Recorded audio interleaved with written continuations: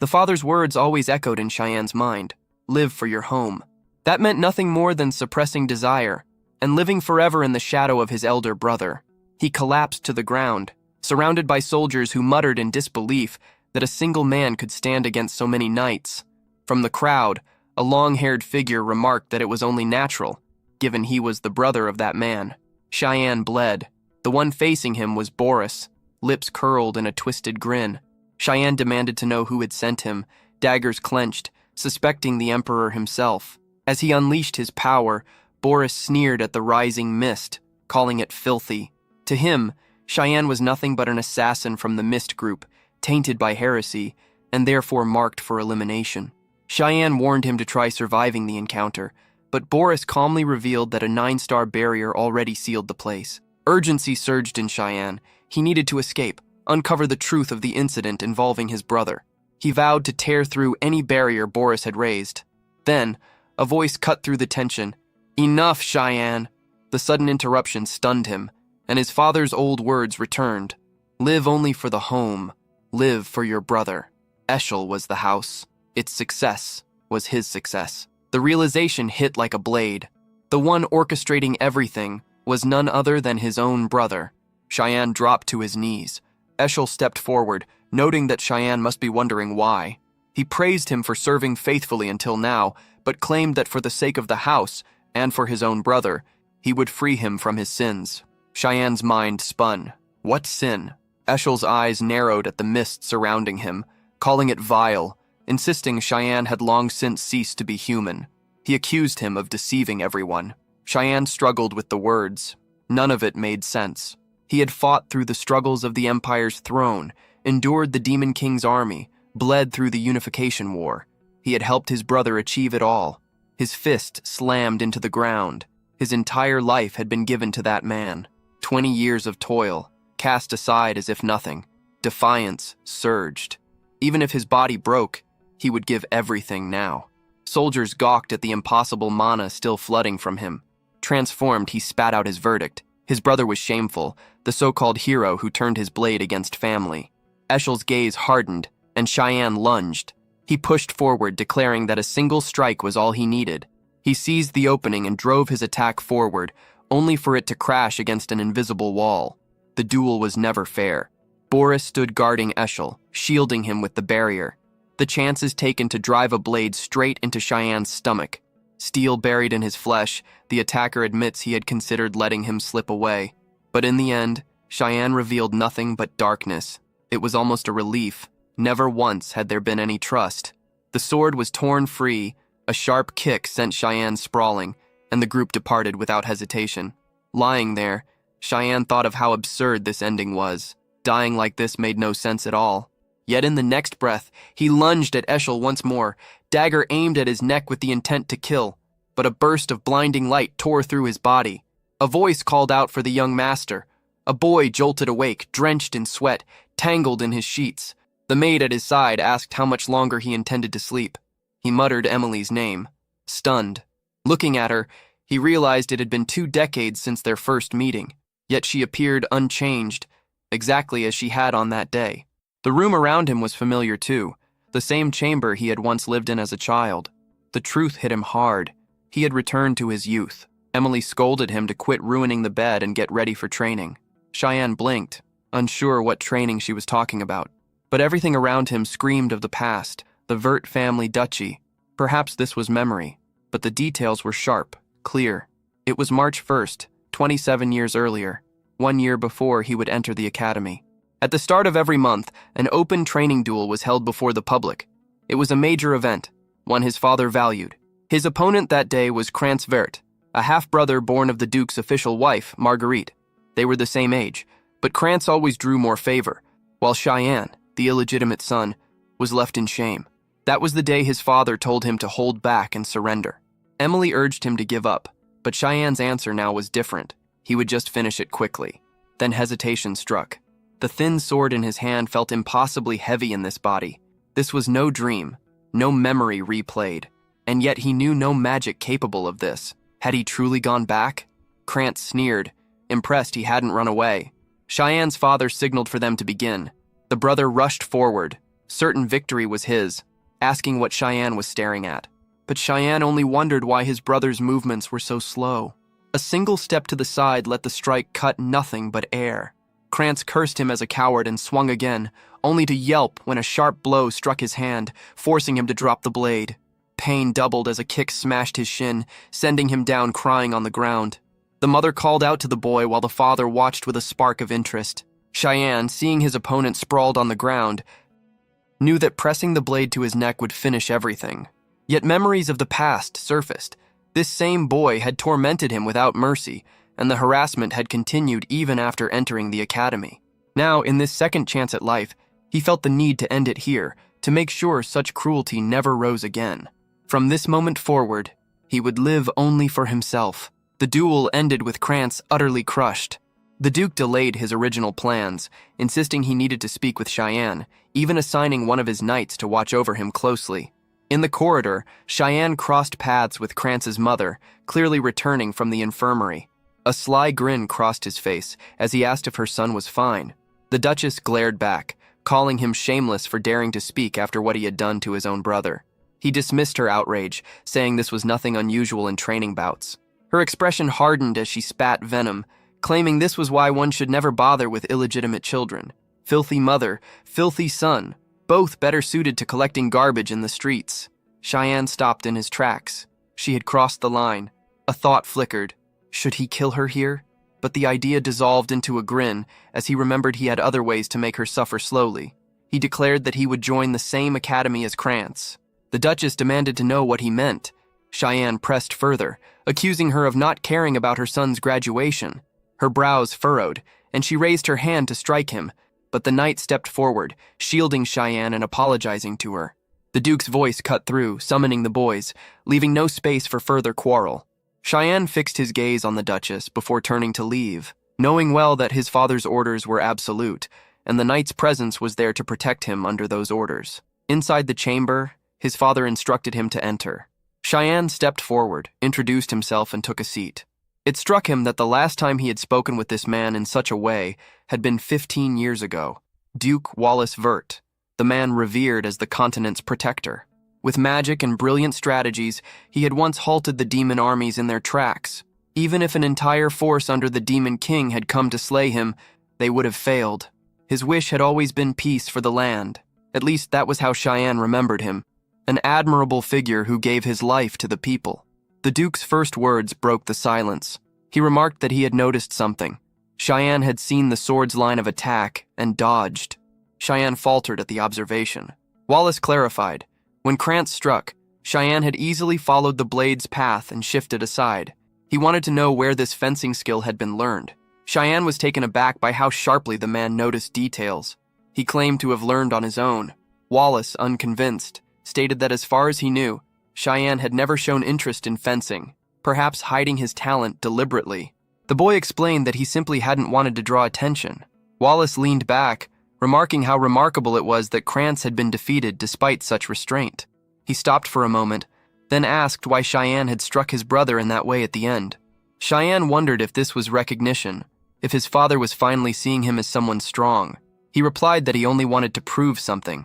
Wallace pressed further, asking what exactly he meant to prove. Cheyenne's answer was direct. He wanted to show that he was Krantz's brother, and that he was the better one. The Duke broke into laughter, saying it was rare to hear such a blunt, straightforward response. He hoped that someday Cheyenne would become a powerful ally to Eshel. The name alone made Cheyenne tense, his mind spinning with disbelief. Why would he ever want to side with that man? It was clear his father's fixation with Eshel hadn't changed at all. Cheyenne clenched his fists, holding back any words. Wallace continued, explaining that there would be no reward ceremony, but Cheyenne could still make a request. Cheyenne's intentions were clear. His only goal now was to destroy whatever Eshel aimed to achieve. So he asked for something specific. The maid was startled, repeating his request, asking if he truly wanted to go to the warfront. He confirmed it without hesitation. She stared at him as if he had lost his mind, reminding him he had no idea how terrifying that place was. Demons, monsters, and nameless horrors everywhere. The western edge of the old empire was known as the continent's front line, a battlefield where the war against the demon army had dragged on for 100 years without pause. Because of this, Wallace hesitated but finally laid down a condition. Cheyenne would have to be qualified to go. What that qualification meant, Cheyenne wasn't entirely sure. But one fact was certain. He had to become stronger, faster, as quickly as possible. He still carried all the combat knowledge he'd gained before regression, and within him pulsed a faint trace of demonic power. All he needed was relentless training, and eventually he could wield it. The door burst open then, a loud voice calling his name. With one hand on her hip, his elder sister finally appeared. Ellis. She seized him by the collar as the maid asked where she had been. Ellis ignored the question, glaring at Cheyenne and asking if he was out of his mind. She had already heard he had requested to be sent to the front line, while Cheyenne pleaded with her to let him go. She dropped him flat onto the ground, calling him arrogant for thinking that defeating Krantz made him special. Then she shouted in his face, demanding he meet her on the roof immediately. Outside the castle, on a stone bridge, the two faced each other. Ellis explained the conditions. The fight would begin the moment he touched his sword, and if he could withstand her for 3 minutes, she would allow him to go to the front line.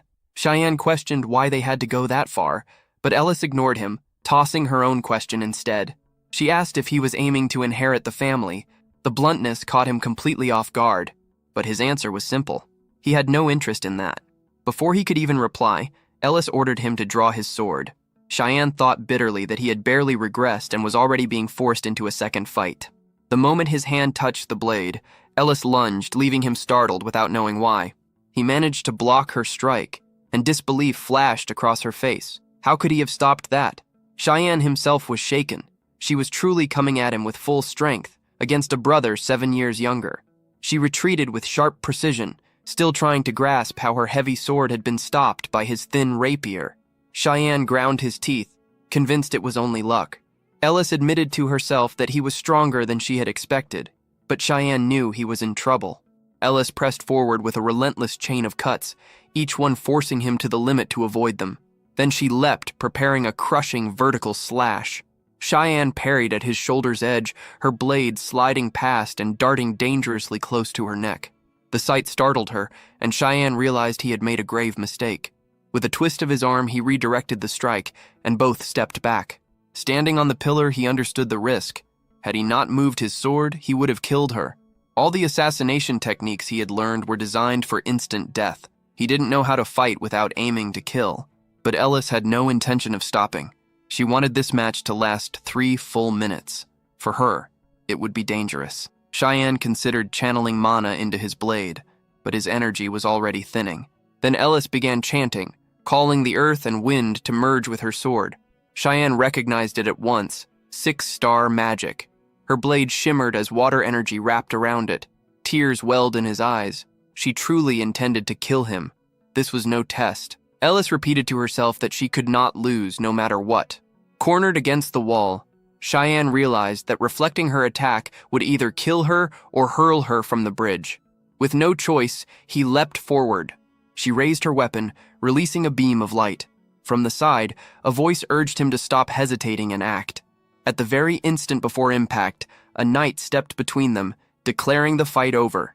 His blade intercepted Ellis's strike, the force echoing through the castle walls before he grabbed Cheyenne by the collar. His glare fixed on Ellis as he accused her of going too far against the boy. Relief washed over Cheyenne. He had been waiting for this knight to intervene, but it had taken too long.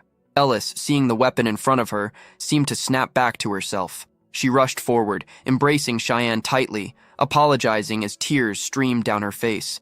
She confessed she had lost control and cried on his shoulder, saying she only wanted to keep him from the front lines, because the thought of losing him terrified her.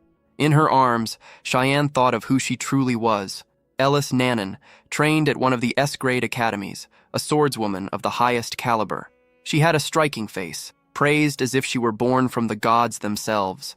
Everyone believed she was destined to stand as the next protector of consonance, alongside Eshel. Yet soon after joining the Knights of Light, her life met a miserable end. Cheyenne embraced her, saying he had missed her, and promising that this time he would be the one to protect her. Elise turned to the knight, asking why he was there when he had once been the Duke's personal guardian. The knight replied that he was following the Duke's command to protect the young master. Cheyenne realized he had sensed this man's presence ever since leaving his father's office, which explained his frustration when the knight hadn't appeared earlier. Now, with his strength failing, he wondered why his father had ordered hidden protection. His thoughts blurred, and he lost consciousness on Elise's shoulder. She held him, smiling faintly, thinking he was still just a child. The following day, she returned to the academy, while Cheyenne pushed himself back into training, determined to face his father again. All he could do was strain his body to the limit, trying to build endurance. But his weak frame betrayed him. 10 push-ups were all he could manage. Remembering his once muscular self, he knew drastic measures were needed. Emily entered his room suddenly, saying Elise had sent him something. She wrinkled her nose, complaining about the stench and asking what it was. After Elise's earlier clash with him, Cheyenne had asked for hellhound blood as an apology gift. To anyone else, its foul odor and revolting appearance marked it as poison. But its true nature was different. It carried the power to permanently enhance stamina. Emily, still pinching her nose, asked if he really intended to drink it. Cheyenne answered firmly, taking a gulp. He told her only he could endure her cooking, so this was nothing. The taste brought back memories of her purple mushroom soup, far worse than this, and with that thought, he slammed the pot on the table, claiming it was delicious, his body radiating energy. Emily called after him, unsettled by the sudden shift. His eyes burned red as he looked back, saying he was going for a walk to test the medicine's effects before leaving the castle. Standing outside, he muttered that he had wanted to return here for a long time. This was the place he always came to when he needed solitude. Not long after, Eshel had received a revelation from the God of Light about an ancient temple hidden in this very land. Cheyenne had always been skeptical of it. Pressing a hand to the ground, he whispered that no one else knew of this revelation yet. The earth cracked open, releasing a red mist, and he declared that what he was about to do was something Eshel could never imagine. A hidden passage yawned before him. He wondered if it was finally time to enter. As he stepped inside, he noticed how different it was from his memory. Once, this place had been devoted to the God of Light, but centuries of ruin had consumed it. The devastation dated back to the Holy War 300 years earlier. Cheyenne stared around in disbelief, finding it hard to accept that such a place truly existed. At the altar, his eyes caught the glow of a sword, radiating power. He recognized it instantly. It was the weapon bound to this temple. In the year 999, humans had finally expelled the demons from the empire of Velas. It was then that artifacts known as the God's Treasures were unearthed. Among them was the sacred blade Drandark, the weapon that had carried mankind into the war against demons, the very same sword that Eshel had used to strike him down in that tragic end. Cheyenne stared at the sword, imagining it might have something to do with his regression. He touched it with hesitation, then lowered his head, muttering that he already knew nothing would happen. Disgust rose in him, and he kicked the blade aside, leaving with the thought that it only made him feel worthless. From beneath the light, shadows stretched out, and Cheyenne realized he had found exactly what he had been searching for. Looking at the ground, he noted that anyone would assume it was just the sword's shadow, but that was no ordinary shadow. He pressed his hand to the floor, whispering that wherever there was light, shadow would follow. Steps revealed themselves, leading into a dark door. Cheyenne opened it with caution. On the altar ahead, he finally found what he had come for, the demonic blade, Karam. He lifted the dagger, its crystal carving gleaming faintly. He muttered that it could awaken now. Cutting wildly in every direction, he noticed its slumbering state. Yet the sensation thrilled him. It was the same blade he had wielded his entire life, its sharpness oddly satisfying. From the floor, a shadow rose, a voice calling him a brave child. The figure asked if he even understood the meaning of taking that weapon. Cheyenne answered bluntly. It meant the dagger was his. The shadow swelled, unable to believe he had awakened a demonic blade. With a twisted smile, it declared that it was already too late, then lunged at him, screaming that his body now belonged to her. Cheyenne caught her by the throat, leaving her stunned. Her face surfaced from the mass of darkness, and Cheyenne remarked that he hadn't had much else to do at the time. The blade demanded to know how he could even touch her. He repeated his words. She belonged to him now. Her nails, sharp and pink, slashed across the air. He dodged and stepped back, while she pulled away, trying to create distance. It was clear to him. This was the strongest weapon he had ever seen a protagonist handle, a real danger to everything around it. The figure demanded to know who he was, noticing the shadow peeling from her form. She pressed further, asking if he was the heir, or at least why he carried the heir's energy. Cheyenne confirmed it. He was the heir. And now, as her master, She'd do best to lower her head and stay silent. Karam seethed with rage, spitting that he was just a child. She lunged again, swearing she would never accept him. Cheyenne parried, already knowing the truth. The blade's only goal was to devour its wielder and claim their body. That left little room for compromise. As her strike neared, he wondered briefly if he should hold back. A smirk crossed his face as he activated control over the demonic blade. Karam was slammed to the ground, unable to comprehend what had happened. Cheyenne warned her once, telling her to accept it while he was still being lenient. Suppressed, Karam demanded to know how he was capable of using such an ability. Cheyenne responded by seizing control again, forcing her head into the ground. And before she could say another word, he unleashed the power several more times. Watching her face pressed into the ground, Cheyenne asked if she understood now. She admitted defeat, saying she recognized him as her master. He prepared to unleash the power again, but she quickly called him Lord. With that, Cheyenne had achieved his goal. He wondered if it was time to head back before his absence was noticed. In his grip, Karam whispered that she longed to feel fresh air once more. Curious about him, she asked his name. When he told her, the blade questioned if he truly was the chosen heir. Cheyenne replied that he was, but only in a past life. Karam faltered, unable to grasp what he meant.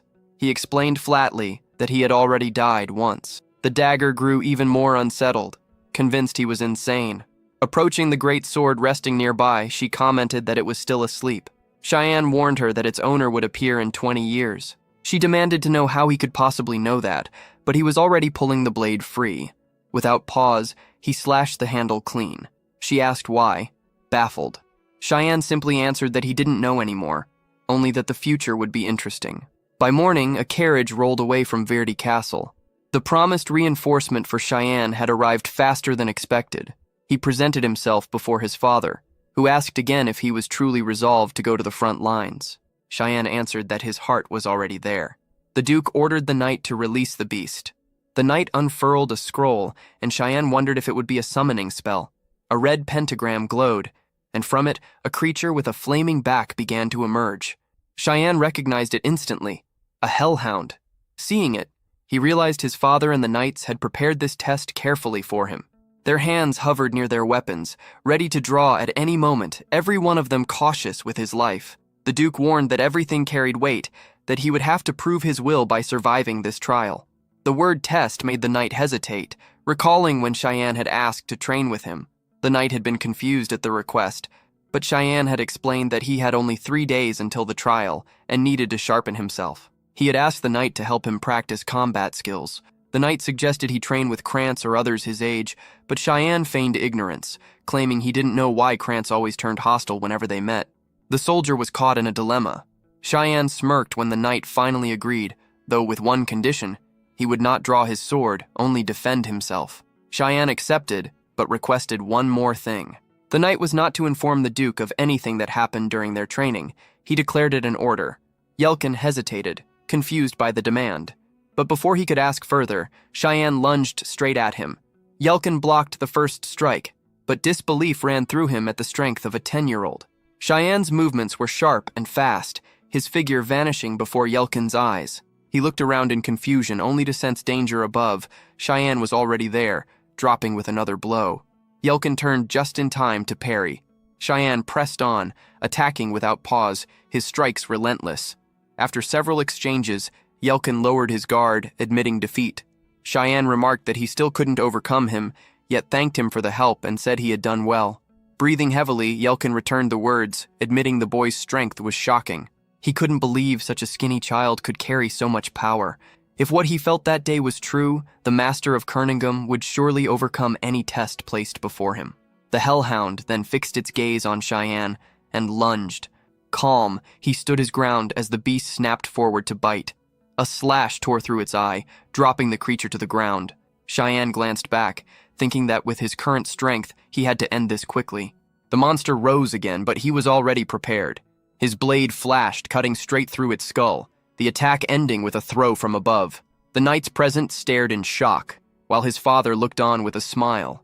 Cheyenne eyed the corpse, muttering it was a shame to waste so much blood. But he knew drinking it would only make the others think he had lost his mind, so he left it. Wallace stepped forward to praise him, saying the display was incredible, and promised they would meet again at the front. Cheyenne gave his thanks. From within, Karam's voice stirred, calling out and demanding to know if she was nothing more than a kitchen knife. Cheyenne dismissed that thought, reminding her she was a demonic blade. She questioned why she wasn't being used, insisting her strength could only return through blood. She begged for just a taste from the hellhound's body, but Cheyenne told her not to worry. She would be used as much as she desired. Far to the north, the battlefield shook under an ogre invasion.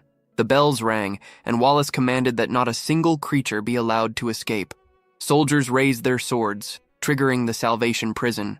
A massive, shining cross appeared above the battlefield, while magic circles lit up beneath the ogre's feet. Chains of light burst upward, binding their massive bodies. Wallace's order rang out, and the soldiers struck. With the beasts immobilized, their victory seemed effortless. One ogre screamed as a soldier closed in, blade in hand, gripping tightly and preparing for the final cut. With one clean strike, the monster's head was severed. Not far away, Cheyenne and Emily watched the clash unfold, her face pale with fear. She demanded to know why he had dragged her into a place like this. Cheyenne, strangely enough, felt a sense of longing, as if he had missed this battlefield.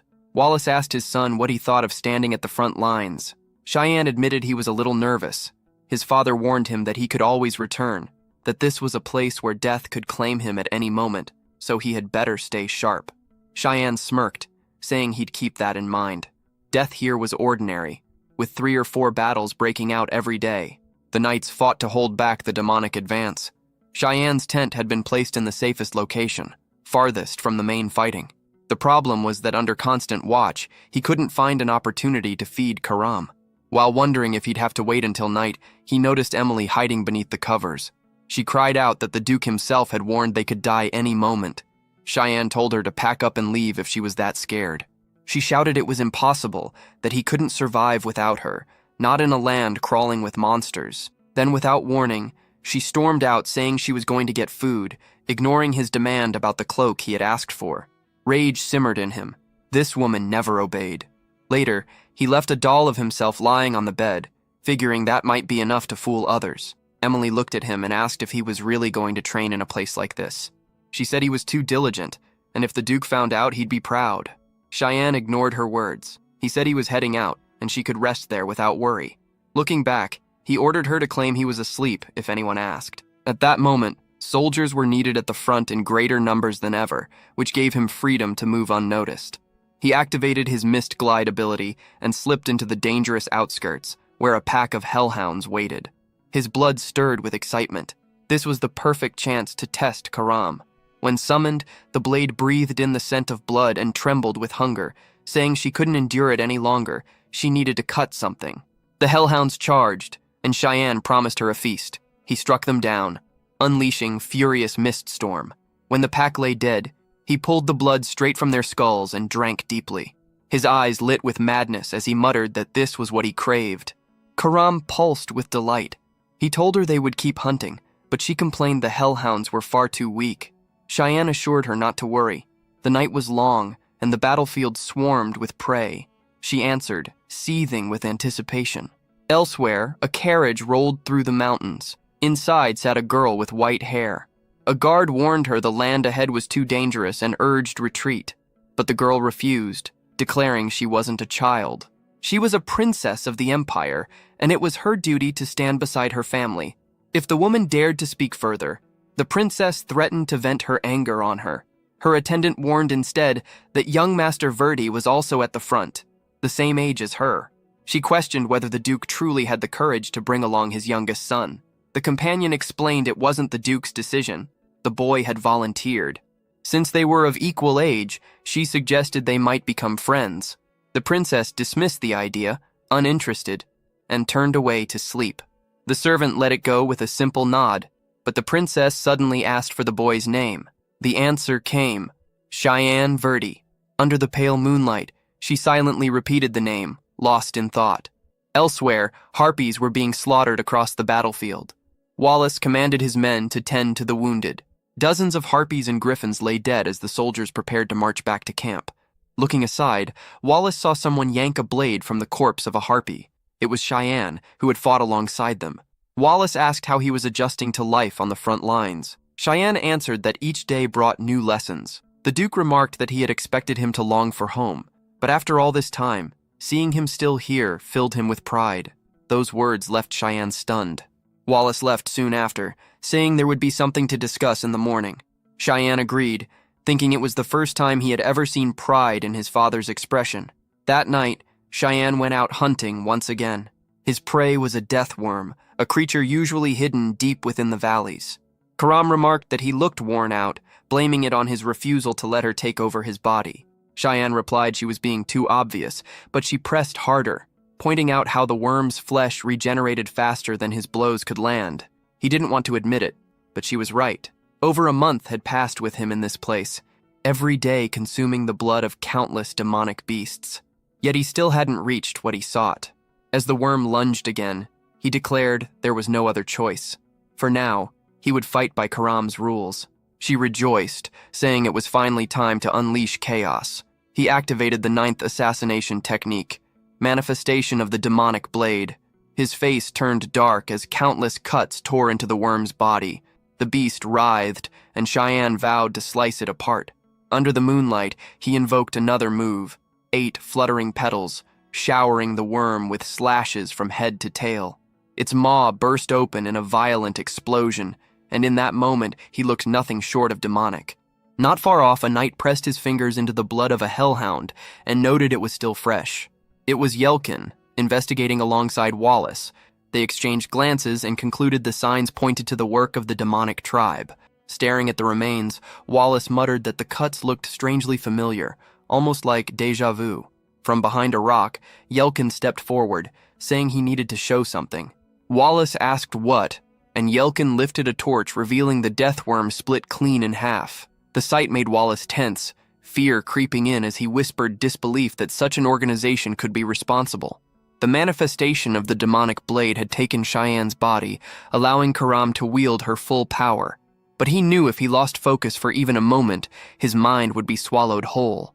By the next morning, he opened his eyes, cursing himself as insane for using that kind of power just to kill a beast. Rising from the bed, he admitted luck was the only reason he survived. Luck that he had drunk so much blood, or else his body would have been shattered. Karam's voice stirred, saying she finally understood. He looked like a 10-year-old child, yet neither his words nor his actions matched that. It was her first time being used, yet he handled her as if they had fought together for decades. He knew every curve of the valley's terrain. He fought as though he had mastered the mist technique for over 30 years. She remembered him once saying he had died, and now she was certain he was a regressor. Shatton added that he had already explained it clearly. She had just failed to grasp it. The blade shrieked, outraged, demanding how she was supposed to understand something so heavy when he treated it like a casual statement. Shatton dismissed her anger, saying explanations were tedious. Studying his movements, she admitted it couldn't have been simple to defeat him. With the demonic blade, the only way he could have fallen was against the wielder of Drandark. That meant either a duel lost or a betrayal. Remembering the look on his face when he saw the holy sword, she became convinced it was betrayal. She warned that if he had returned to prepare his revenge, then he needed to remember this. If she ever found him weak or slothful, even for a second, she would devour him instantly. He struck her down with a fist, ordering her silence, reminding her that he was the master. She fell, bruised and shaken, while he smirked, realizing she truly carried the same temperament as before.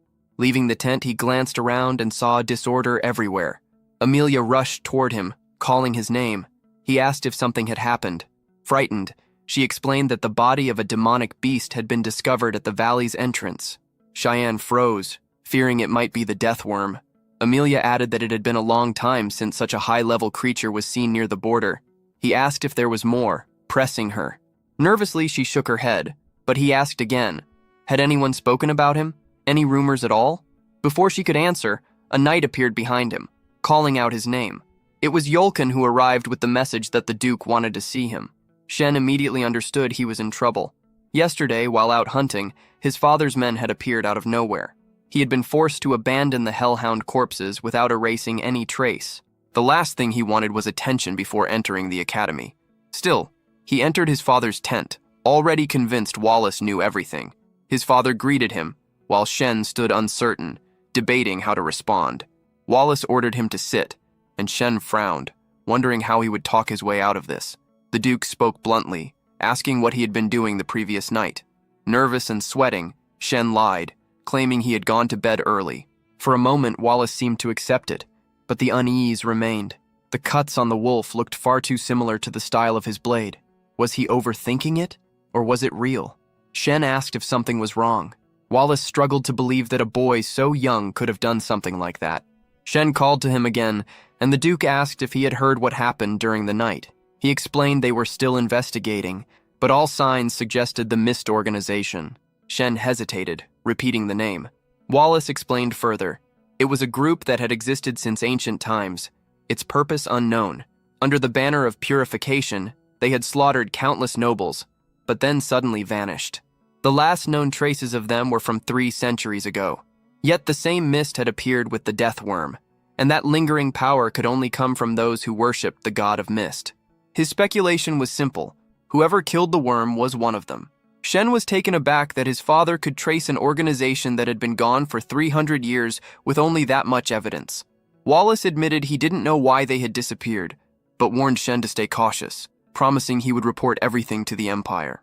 Relief washed over Shen. For now, suspicion had shifted away. Wallace, however, decided it was nonsense to link a boy his age to such a matter and closed the discussion. He then asked if Shen had heard about the visitor arriving that day. Shen answered that it was someone from the royal family. Wallace confirmed it and added that he wanted to ask a favor. Shen, sweating again, grew tense, curious about what that favor could be. Before he could ask, a knight's horn sounded, announcing the arrival of His Majesty. Wallace and every soldier on the field dropped to one knee, welcoming the Emperor.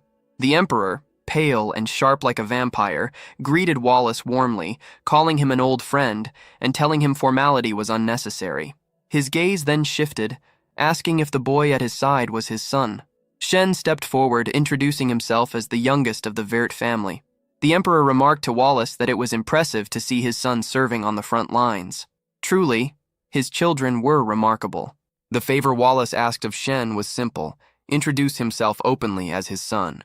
In his past life, he had remained hidden, almost invisible, and no one had even known of his existence. The Emperor then declared it the perfect time for Shen to step into the light. From the carriage, a shoe touched the ground, and a girl presented herself as Erin Severus, the Empire's 5th princess. Shen recalled the name. She was remembered as the unlucky princess. One of the favors Wallace had mentioned was that Shen would escort her. The boy felt confused, knowing his strength wasn't remarkable, and wondered why his father would assign him such a task. Wallace explained it wasn't about strength, only about keeping her company. They were the same age and would soon attend the same academy. In his memories of the previous life, Shen remembered seeing her at the academy, though only in passing when classes changed. Wallace added that having ties to someone of the royal family was always valuable. Even if she wouldn't stay long, the chance was worth seizing. Shen himself wasn't very interested, but he understood his father's intentions. Wallace wanted him to build a bond with her, just as he had with the Emperor. Shen thought to himself that his father had chosen poorly, because that girl would not serve his purpose. Still, he couldn't reveal the reason, only he knew the truth of the future. Annoying as it was, for now, he would have to obey. As they walked alongside the soldiers, Erin asked why the nearby lake glowed red. Shen answered that it was called the Blood Lake, and its color had no mystery. Injured monsters leapt into it to recover mana, and over time the water had taken that color. She pointed out the piles of monster remains scattered around, and Shen replied that was precisely the reason. Then she asked what lay beyond it. He told her a demon kingdom stretched past the lake. Curious, she asked if a demon king resided there. Shen smirked, warning her that if she kept following the lake long enough, she would meet the king in flesh and bone. It was his way of mocking her for the childish question. Suddenly a burst of light ripped through the sky. Yellow smoke split the horizon, and Erin turned wide-eyed, asking what it meant. Shen explained that a golden flare marked the arrival of demonic creatures. Frightened, she asked if they had already crossed over. Wallace barked an order for everyone to shield His Majesty, declaring they were heading to the 3rd outpost. The Emperor, however, sighed in disappointment. Wallace asked what troubled him. The pale sovereign drew his blade, revealing his intent. He hadn't come merely to visit. He was restless and longed for combat again. Wallace bowed his head in understanding. The emperor turned to his men and commanded them to support the eradication squad in clearing out the threat. Wallace summoned Shen as well, and the boy responded without hesitation. Eren, startled, asked if he truly intended to fight. Shen told her yes. Though overlooked, he always stood on the front line. She declared she would go with him. He narrowed his eyes, questioning her motives, but she argued that they were the same age, so it shouldn't matter. Shen shot back coldly that the battlefield was no playground. She refused to give up, insisting it didn't matter. She wanted to go. Sion called for Yelkin, who appeared behind her and promised to take her somewhere safe. She spun around, and Yelkin told her to follow. Furious, she shouted at Sion, accusing him of insolence for treating an imperial princess that way. He stepped closer, warning that her stubbornness would cost lives on the front line. Would she shoulder that responsibility? Tears welled up. After all, she was still a child. Sion turned away, ordering her to leave quickly and stop behaving like a spoiled brat. Silence fell over the three of them. On the battlefield, chaos raged. Soldiers were being dragged down, devoured by writhing demonic slugs. Wallace raised his blade, commanding the troops back into formation. He pointed forward, ordering them to guard his majesty and slaughter every last one of those creatures. With a roar, the soldiers charged. The emperor, Dion Severos, had once taken 2 wives. The first, Anna, was long dead. The second, Cassandra, now ruled as empress. Between them, they bore him 4 children. But the 5th princess had been born of a peasant woman, and so scorn followed her everywhere. Despite that, she refused to bow. As a child of the imperial bloodline, she fulfilled her duties and studied harder than any of her siblings. Even so, her enemies never relented. False charges stripped her of her place in the palace, and she was cast away into isolation. That was how she became branded as the unlucky princess. Karam asked if this matched what Cheyenne remembered hearing from his father in the past life. Cheyenne muttered that politics and power always twisted that way. Meanwhile, electric slugs were being cut down across the battlefield. From a distance, Cheyenne watched explosions tear the ground apart, realizing how overwhelming the Emperor's strength was. Dion drove his sword into the soil and unleashed a sacred ray, annihilating every slug in reach. Cheyenne recalled hearing that this man's magic reached the 8th star. If he hadn't risen as Emperor, he would have been named President of the Magic Council. To him, mid-level beasts like these were nothing. Later, Wallace and Dion sat drinking together, sharing memories of the old days. The Emperor shifted the talk to the Empire's current state. In recent years, many nobles had been slaughtered, and unrest spread like fire. Wallace suspected the events were connected. Dion revealed that every one of the murdered nobles had been corrupt, and each scene of death carried traces of black mist. Did Wallace know anything about it? Wallace admitted that followers of the Black Mist seemed to have resurfaced. He had even found signs near his own base. Dion agreed it was possible, though more investigation would be needed. He even admitted, half in jest, that part of him wanted to thank those behind it for purging corrupt trash. But in the end, the killings only deepened the Empire's unrest. And there was one detail that caught Wallace's ear more than anything else. One of the nobles had claimed the 5th princess was tied to the murders. Wallace asked if people were truly trying to link her to such things. The Emperor admitted he knew it was nonsense to blame a child, but still asked Wallace to look after his daughter if he were to die. Wallace swore on that request, and the Emperor gave thanks. That night, the rain hammered against the tents. Emily pressed Cheyenne, asking if he had really said those things. He ignored her, saying he was leaving.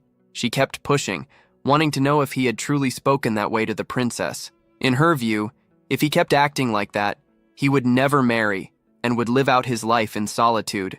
Cheyenne brushed it aside, telling her to forget it. He was going out to train. She asked if he was really planning to go in the middle of the storm. He told her not to worry and to sleep. Only Eren was already there.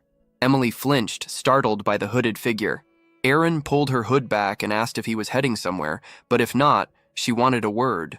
Emily's eyes lit up at the sight of the princess. Eren asked how long they had been camped there, and Cheyenne answered over a month. Still, he pressed to know why she had come. She hesitated, avoiding the question.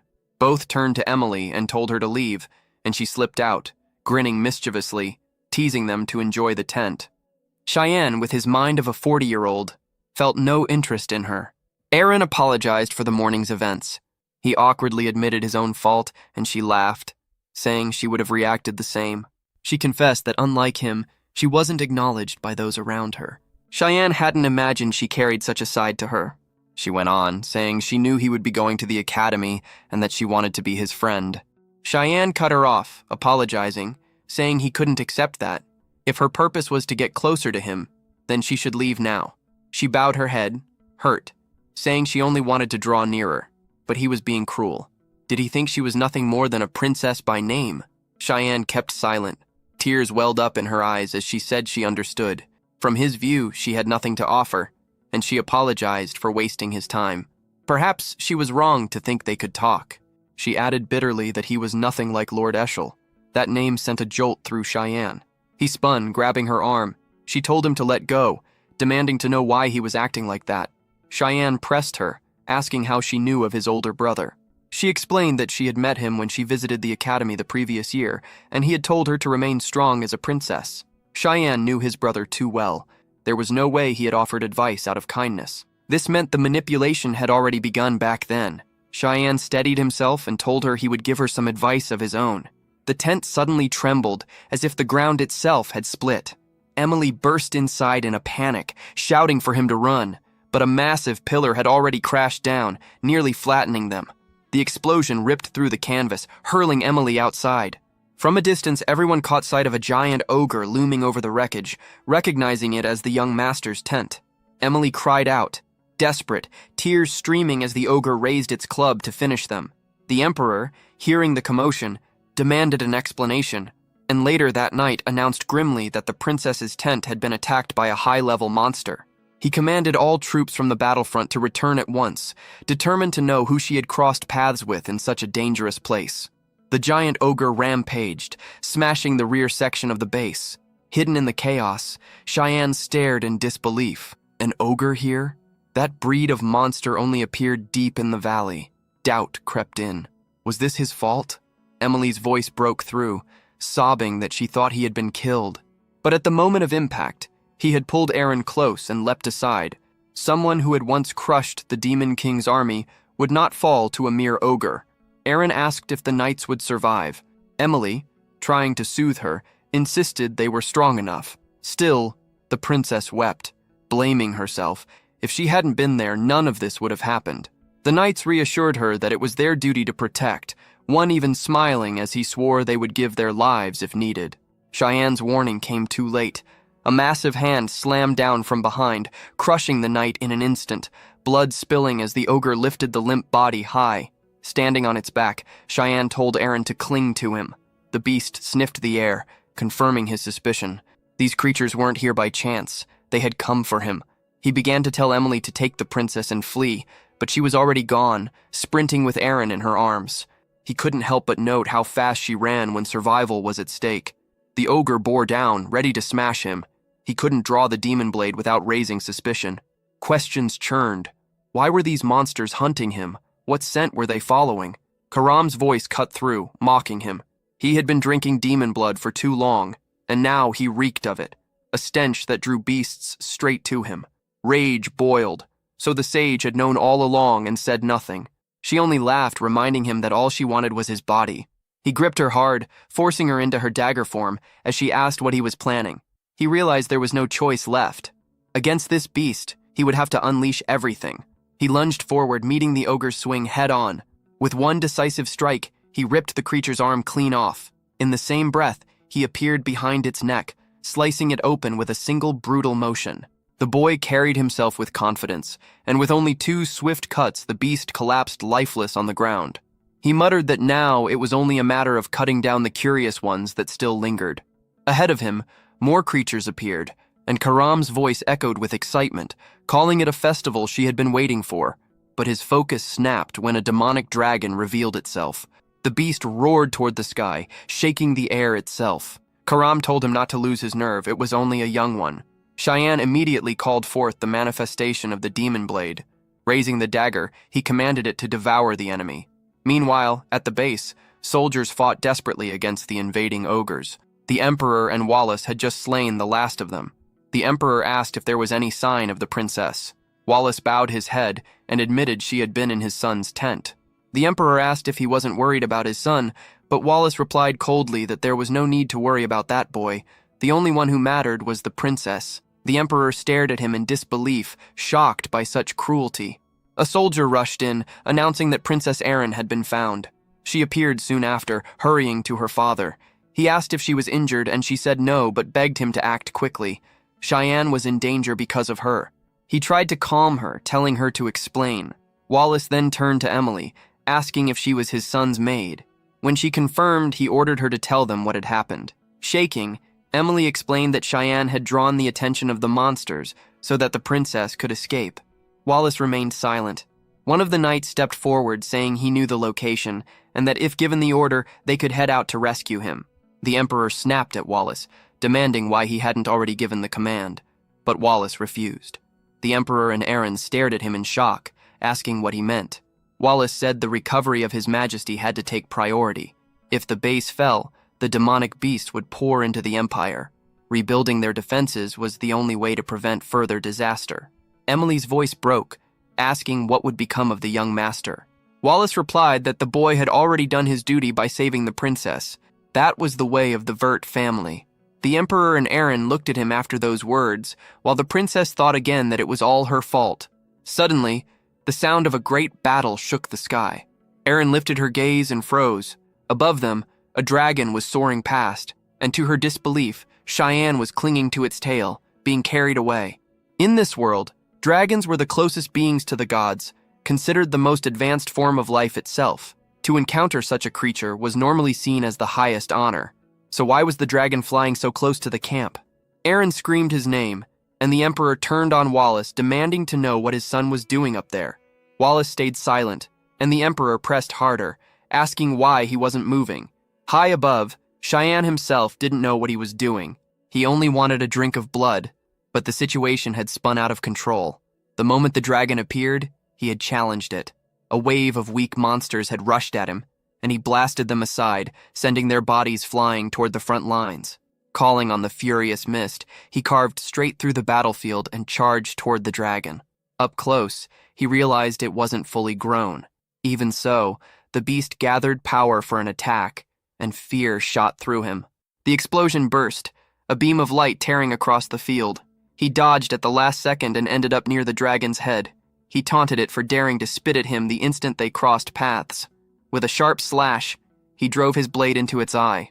Suspended in the air, he had no footing, and the dragon lunged. At the brink of being skewered, he smirked and unleashed the mist blade. The 8 fluttering cuts struck from all angles, slashing into the beast. The dragon crashed down, detonating the ground in a massive shockwave. Cheyenne felt the weight of it. Killing a dragon was impossible. His shoulders burned with exhaustion. But now that it was grounded, he moved in for the finishing strike. The dragon beat its wings, pulling away, and he braced for another beam. Yet instead, the beast turned tail and fled, wings thrashing in fear. Cheyenne hurled himself after it, roaring that it wouldn't escape, latching onto its tail. The problem came when he glanced down. Everyone below could see him. How was he supposed to explain this? Karam mocked him, asking why he was frozen like a statue. He snapped back, asking if she didn't see the crowd staring up at them. Furious, she demanded to be used since she had already been summoned. He refused, saying if he used anything demonic, they would stop him immediately. She screamed, asking what he planned to do then. He said he was thinking, and told her to shut up. On the ground, Wallace began weaving light magic. Cheyenne recognized it instantly, an 8-star spell. His own father was about to fire at him. Shock and anger mixed. What kind of parent did that? Wallace raised his sword to the skies and released the strike. Cheyenne braced in despair, but the dragon suddenly dived, weaving past the incoming magic. He laughed bitterly, praising the beast for doing well and telling it not to take the hit for him. But another beam came from behind, so close he couldn't avoid it. It struck his leg, the same one gripping the dragon. His hold slipped, and as he plummeted, his only thought was a strange sadness. He had lost his lunchbox. While Karam urged him to protect himself, he plummeted head first. He muttered that he couldn't use any mist technique now. She snapped at him, warning that if he kept hesitating, he would die this way. He silenced her, saying he was thinking. In truth, he wasn't going to die, though she couldn't believe what he was about to attempt, until an idea struck. Below him stretched the Red River. He told himself there was no other choice. From afar, someone noticed the dragon fleeing, and remarked how rare such a sight was. The man behind him dismissed it, saying it was just a kid who must have strayed from the group. The silver-haired figure pointed toward the horizon, asking if demons dwelled there. His companion answered that it was actually the human region. The silver-haired one grew curious, saying dragons shouldn't be beaten by humans. He went quiet for a moment, until the man with glasses asked if something was wrong. The silver-haired one pointed out that he sensed an unusual energy in that direction, something strangely familiar. His companion suggested they go see for themselves, but reminded him he was forbidden from annihilating everything just out of boredom. Spreading his wings, he agreed, saying he wouldn't cause trouble. Then he lifted off, promising to return shortly. Meanwhile, Cheyenne emerged from the blood-soaked lake, dragging himself onto the rocks, cursing up to the 10th generation. He asked Karam if she was still alive. Dripping with slime, she hissed at him not to talk, claiming she was busy thinking of ways to kill him. He muttered he'd wash her when they got back, and she answered fine, but warned him to face reality. They were in the demon realm now. Cheyenne brushed it off, insisting that in this place it was rare to meet a high-level demon. Then a voice came from behind, claiming he knew he would find something interesting. Cheyenne froze. It was a voice he could never forget. Turning stiffly, he saw the figure. The demon asked if he was human, and Cheyenne realized it was Valkyrian, the demon king. Memories came rushing back. This was the same man who once told him he was like evil itself, wrapped into one body. Valkyrian pressed, asking why he wasn't answering. Was he not human? In a blink, the demon king appeared at his back, asking if Cheyenne really wanted a fight. Shocked, Cheyenne spun around, striking, but Valkyrian slipped past easily. Still, Cheyenne managed to shear off a single strand of his hair. That was enough to impress him, making him remark how limitless the potential of different races could be. Karam demanded to know who this man was. Cheyenne answered plainly, it was the Demon King. She warned that if he truly was the Demon King, then Cheyenne had no chance of victory. He knew she was right. The smartest move would be to flee, but his trembling hand made him wonder if he could even manage that. Then Valkyrian surprised him. He told him to calm down. He wasn't here to fight a kid, for God's sake. He even lay down on the ground, asking if Cheyenne really thought he'd strike a child. Confusion churned in Cheyenne's mind at the sight of the mighty Demon King lying before him. Valkyrian spoke again, saying he would ask once more. Was he human? Cheyenne admitted he was. Valkyrian then pressed to know. How had he ended up in this place? Cheyenne explained that the sea had carried him there, and the man remarked that it must be his first time in the demon realm. Yet something felt off. He sensed a strange energy and demanded to know what Cheyenne really was. Cheyenne replied that he was just an ordinary human. Valkyrian wasn't convinced. He said the boy might claim that, but it seemed like he already knew who stood before him. Cheyenne denied it, saying it didn't make sense. They were meeting for the first time. The Demon King stretched his arms and mused that maybe that was why he found it interesting. After all, it was also the first time he had seen a human in person. He asked again what brought Cheyenne there, wondering why this kid was so calm. Valkyrian said he'd felt an unusual presence while wandering, and as the Demon King, he was obliged to keep watch over the lands he ruled. Rising from the ground, he told Cheyenne to repeat what he'd just said. Cheyenne repeated his words, that he was the Demon King who watched over his domain.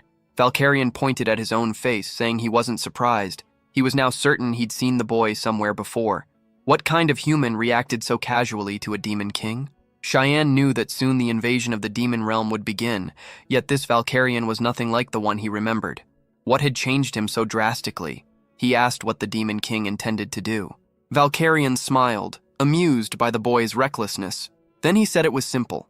As long as his followers were alive and fed, he had no need for conflict. But if anyone tried to alter that balance, he would destroy them all. That was his duty as the Demon King. For a moment, Cheyenne felt that same ominous energy he remembered from the being who once attacked the Empire. He knew he had to stop that future from repeating. So he asked if Valkyrian would make a deal. The Demon King's curiosity sharpened as he demanded to know what kind of deal. Cheyenne explained that someday something would happen, an event that would threaten all of Valkyrian's subordinates. The Demon King frowned, calling it nonsense, but told him to continue. Cheyenne admitted he didn't know the exact cause, only that it would become the spark for a war between demons and humans. Valkyrian folded his arms, questioning whether Cheyenne truly thought he would wage war on his own realm. Cheyenne said that was exactly why he wanted the deal, so that no matter what occurred, the Demon King wouldn't be the one to start that war. Valkyrian said he didn't understand half of it, but asked what he would gain by agreeing. Cheyenne promised that whatever came to pass, he would help the Demon King. Valkyrian stepped closer, studying him. He said the boy clearly knew more than he was admitting. Cheyenne broke into a sweat as Valkyrian asked for his name. When he introduced himself, the Demon King nodded and said he would honor the pact as the ruler of demons. Valkyrian took to the sky, warning Cheyenne to keep his end as well. A faint grin crossed his face as he declared the deal sealed. After that encounter, a group of knights eventually discovered Cheyenne's location. When they saw him crawl out of the Red Lake, the soldiers called it a miracle. He was still breathing. From that moment, he became known as the one who survived the demonic dragon. They carried him to the frontline monastery, a place serving as a field hospital for the wounded. Lying there, Cheyenne asked someone to repeat what they had just said. Aaron hesitated, unable to meet his gaze. Then, out of nowhere, she blurted out if he wanted to be hers. He froze, confused by her words, not understanding what she meant. Calmly, he replied that he wasn't interested. The reaction hit her like a slap. She flinched, tears welling again, muttering that it was expected of her, the powerless fifth princess. From his bed, Cheyenne stared at the ceiling, thinking she was really starting to get on his nerves. He knew Aaron was the weakest link in the imperial bloodline, and at the rate she was going, her downfall was inevitable. What bothered him most was the suspicion that his damned brother was somehow tied to her fate. He admitted to himself she was right. At the moment, she couldn't offer him any advantage. No wealth, no influence, nothing to gain. On top of that, being associated with her politically would be reckless. Still, he decided he'd look after her until she figured things out. She asked if he meant that seriously. He said yes, it was a promise, telling her not to worry. Aaron rose to her feet, saying she understood, that when she eventually turned the tables, he would have to acknowledge her strength. Pointing at him, she declared she didn't know when, but she would make him recognize her power.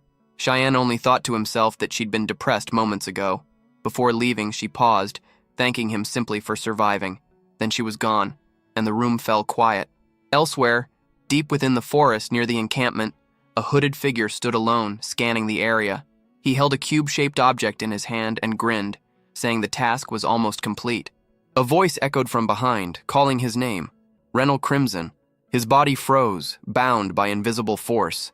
The voice explained that the item he carried was a small dimensional box, one that existed before it was ever commercialized. The artifact could contain anything the user desired. From the shadows, Cheyenne stepped forward, revealing himself. He said it was a masterpiece crafted by the Magic Council. He had been watching this man for a year, tracking his smuggling operations from the Empire. Cheyenne reached out and took the box, saying he'd be confiscating it. Renal Crimson, a magical knight of 7 stars, glared and demanded to know who he was. Recognition hit him immediately. Cheyenne Vert. Cheyenne dumped the contents of the box onto the ground, ignoring Renal's questions. The knight kept pressing, asking how he had found him, but Cheyenne didn't answer.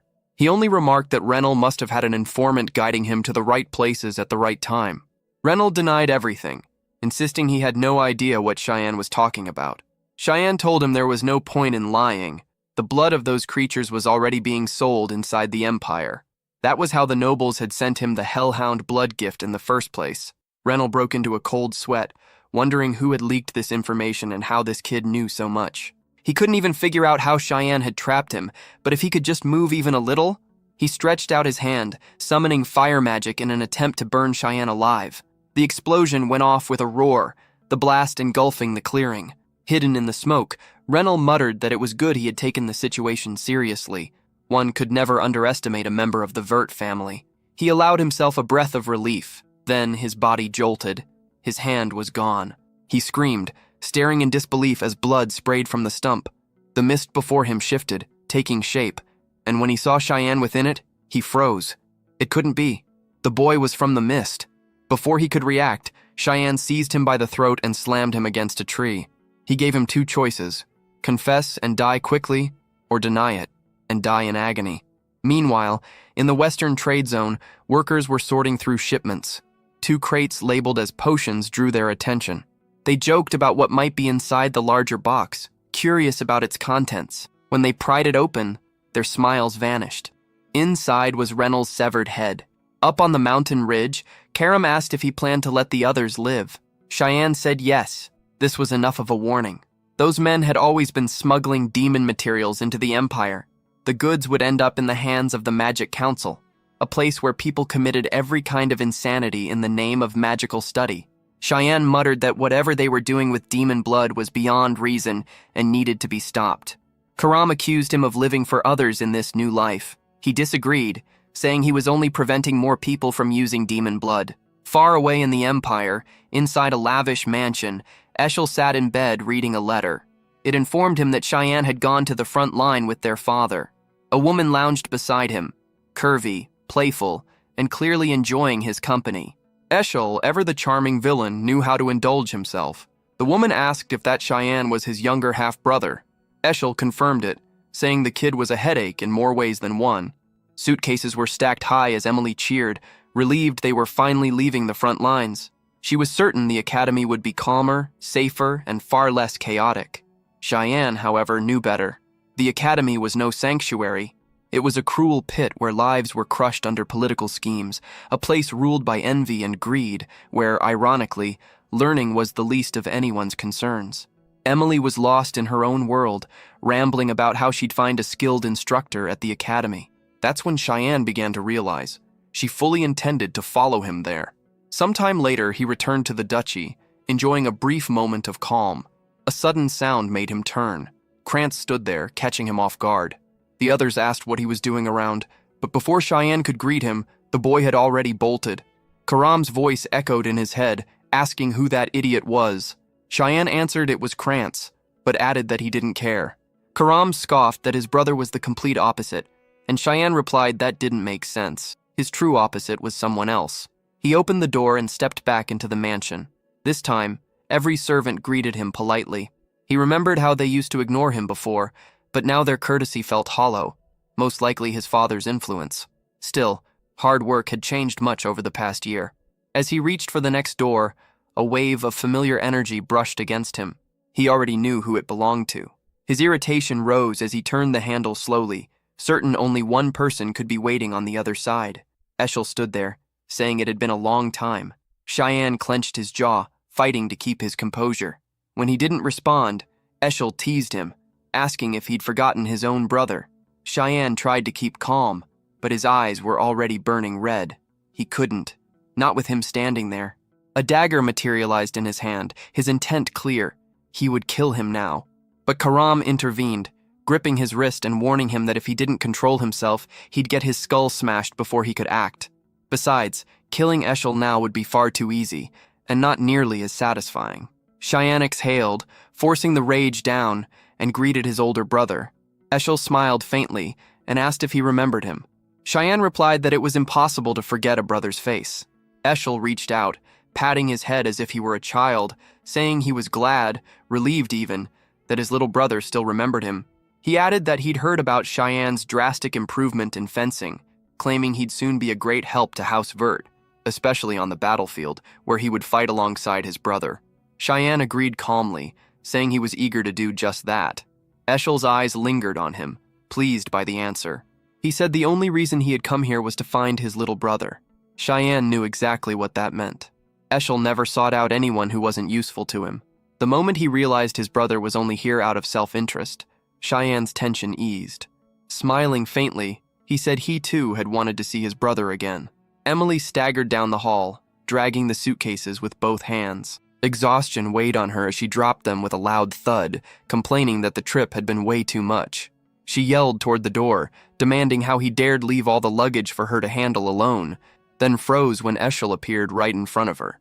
He smiled calmly, mentioning he'd heard they were quite close, and told her to keep working hard for Cian.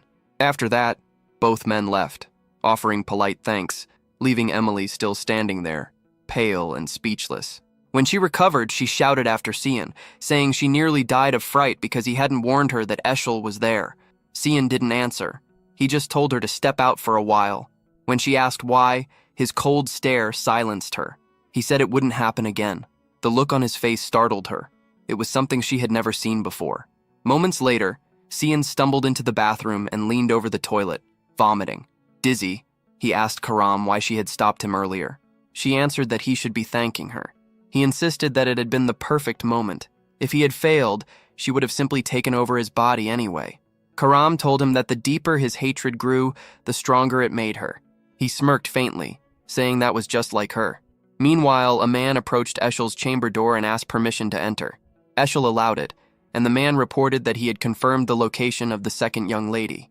Eshel asked where, and the man explained that she was living on the northern continent, within the elf lands of Pruena.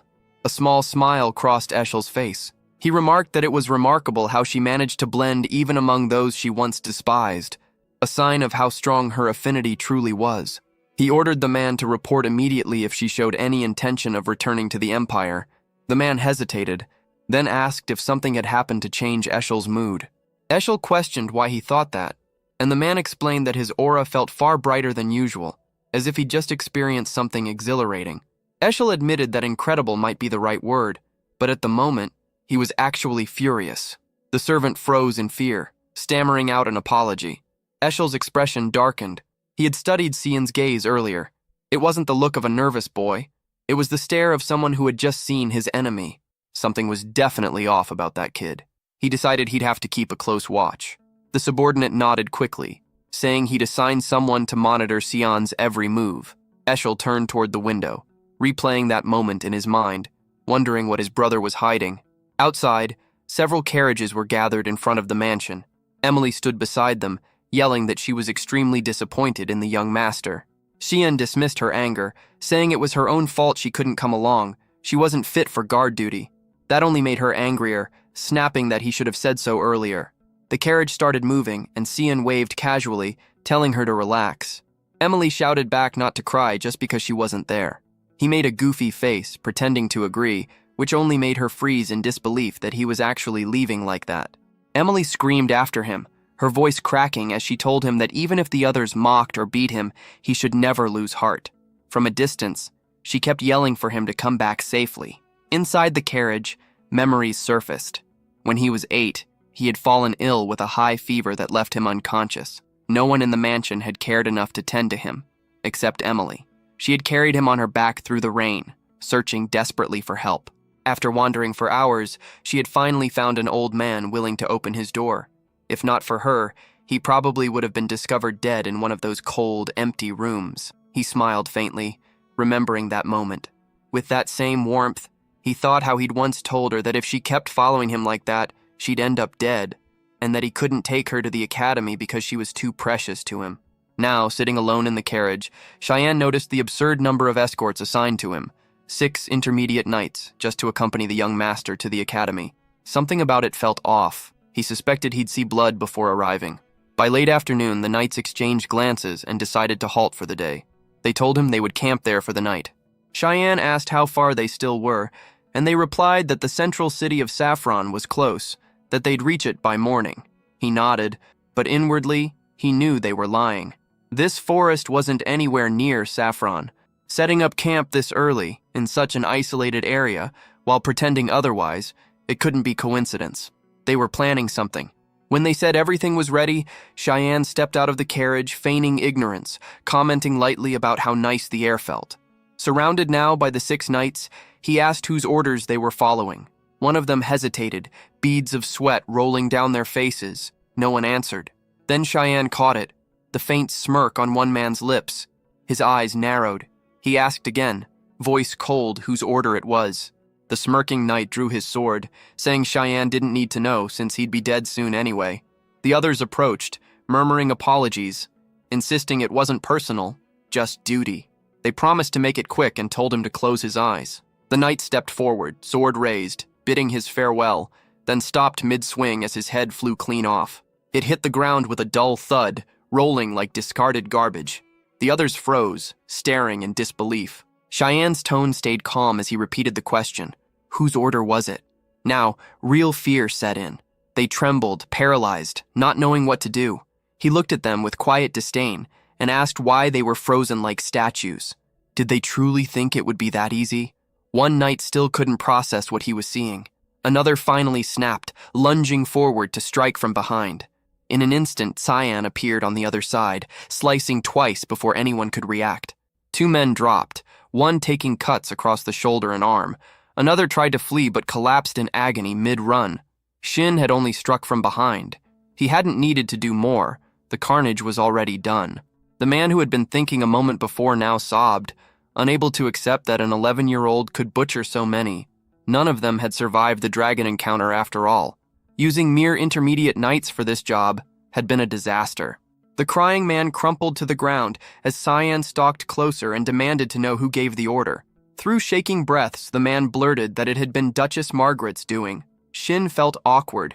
He hadn't even needed to lift a finger. The confession had done the work for him. The culprit's sobs filled the clearing, and he wondered why the man had talked at all. Nearby, the carriage rolled on while messengers hauled Cyan aboard without hurry. One reported that the plot had been arranged by the young Master Krantz, who'd asked his mother to keep Cyan off his back once they reached the academy. Apparently, the whole ambush sprang from that request. Cyan registered the name of the coward who kept running away. The kid would need a little assistance at the academy, the kind Cyan could provide. Embarrassed, the captured man asked what would happen to him next. He didn't seem very attached to life, admitting that they'd tried to kill Cyan, so his survival seemed unlikely. Cyan ordered him to at least learn to drive the carriage properly. There might be some use for him alive yet. The man swallowed his fear and thanked him. By the time they reached the central city of Saffron, a vase crashed to the floor as panic rippled through the household. Duchess Margaret demanded an explanation for the 6 bodies. The butler stammered that Cyan had arrived in Saffron 10 days earlier and that they'd misjudged the boy. Margaret, furious, refused to believe a 10-year-old could slaughter so many without help. The butler suggested an unknown accomplice, but she cut him off. Plans shifted. An assassin would infiltrate the academy, but if the deed traced back to her and Krantz suffered for it, trouble would follow. Biting her lip, she decided not to act rashly. No one must know about the affair. Better to erase everyone linked to the plot quietly. Behind the curtain, Eshel's spy had overheard the entire conversation. It had been 10 days since Cyan left Saffron. Brian had been keeping up the act of a loyal servant the whole time, aware that word of Cyan's survival must have already reached the mansion. At this pace, it seemed they'd reach the academy without issue. Still, he suspected the boy might start wondering whether he should dispose of him. Before that thought could settle, Brian slid open the small carriage window with a grin, announcing that they had arrived. Cyan acknowledged him with a calm nod. The sight of the city ahead brought memories he'd rather not revisit. None of them good.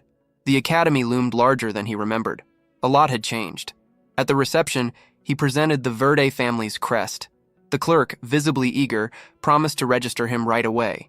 Everything seemed normal, until Cyan caught something off about her tone. She handed him a sealed letter and a golden key. His eyes widened. He asked if she'd given the right one. Behind him, Brian dropped the luggage with a thud, startled. The royal dormitory, the most luxurious housing available, was supposedly his. But in his previous life, nothing like this had ever happened to anyone. Someone's hand was clearly behind it. He asked if that was the last of the luggage, and Brian confirmed it. Cyan adjusted his coat and remarked that now that they'd reached the academy, Brian's work was done. The man's nervous laugh broke the silence as sweat ran down his temple. Cyan tossed him a pouch of coins. Brian blinked in confusion, asking what that was for. Cyan told him it should be enough to start over somewhere far away, and warned him not to return to the mansion unless he wanted to die. Brian froze, speechless. Then suddenly he dropped to one knee, declaring that he, Brian Kendrick, a once official knight, wished to serve young Master Cyan for the rest of his life. Cyan asked if he was truly a knight. Brian admitted he was, though not a skilled one, more of a helper. His late father had told him that a mediocre knight should never hesitate if he found someone worth following. Cyan dismissed it as nonsense. When Brian asked what he meant, Cyan questioned whether he wasn't afraid of betrayal later. The man replied that even if it happened, he wouldn't regret it. Cyan told him not to say things like that again. It was troublesome enough already. Moments later, they entered through the academy gates. The entrance ceremony was starting, and they'd go straight to the exam. Brian, sweating, nodded in silence. Inside, the dean and a young woman discussed the new batch of promising students. The room was packed with nervous faces. In the center, a girl stood out. Rin Saval Ru, radiating a visible aura. Her magical rank was 2 stars, physique grade B, and her light affinity measured at 52%. Nearby, another student drew attention. Setcha Harkin, a 3-star mage with an A-grade physique and an earth affinity of 71%. The old man scratched his beard, studying the report in front of him. The students this year were impressive. But this particular boy stood out even among them.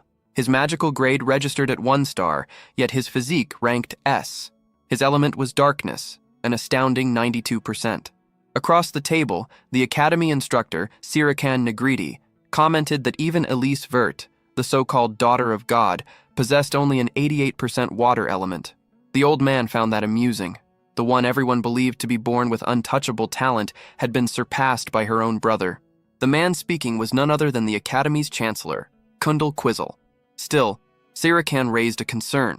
His element was darkness. The chancellor reminded her that such an affinity was rare and dangerous. Many who bore it never managed to control or awaken it, letting their gift rot away. Yet he added that Shien had been granted a royal dormitory. Sirakan confirmed she'd already heard about it from other instructors, and the chancellor explained it had come directly from the emperor. Apparently, the boy had saved Princess Erin on the demon beast front lines. Rumor had it the emperor was even considering marriage between the two. The 5th princess, long excluded from succession, and the Verde family, famed for producing exceptional warriors. When asked what such an alliance might bring, Sirikan predicted it would stir unrest within the empire, perhaps even more bloodshed. The chancellor merely replied that for now, they could only watch and see whether the boy would rise as a hero or descend into catastrophe. Walking down the corridor, Shien mulled over the number, 92%. In his previous life, it had been only 80. Maybe it was the result of drinking all that demon beast blood.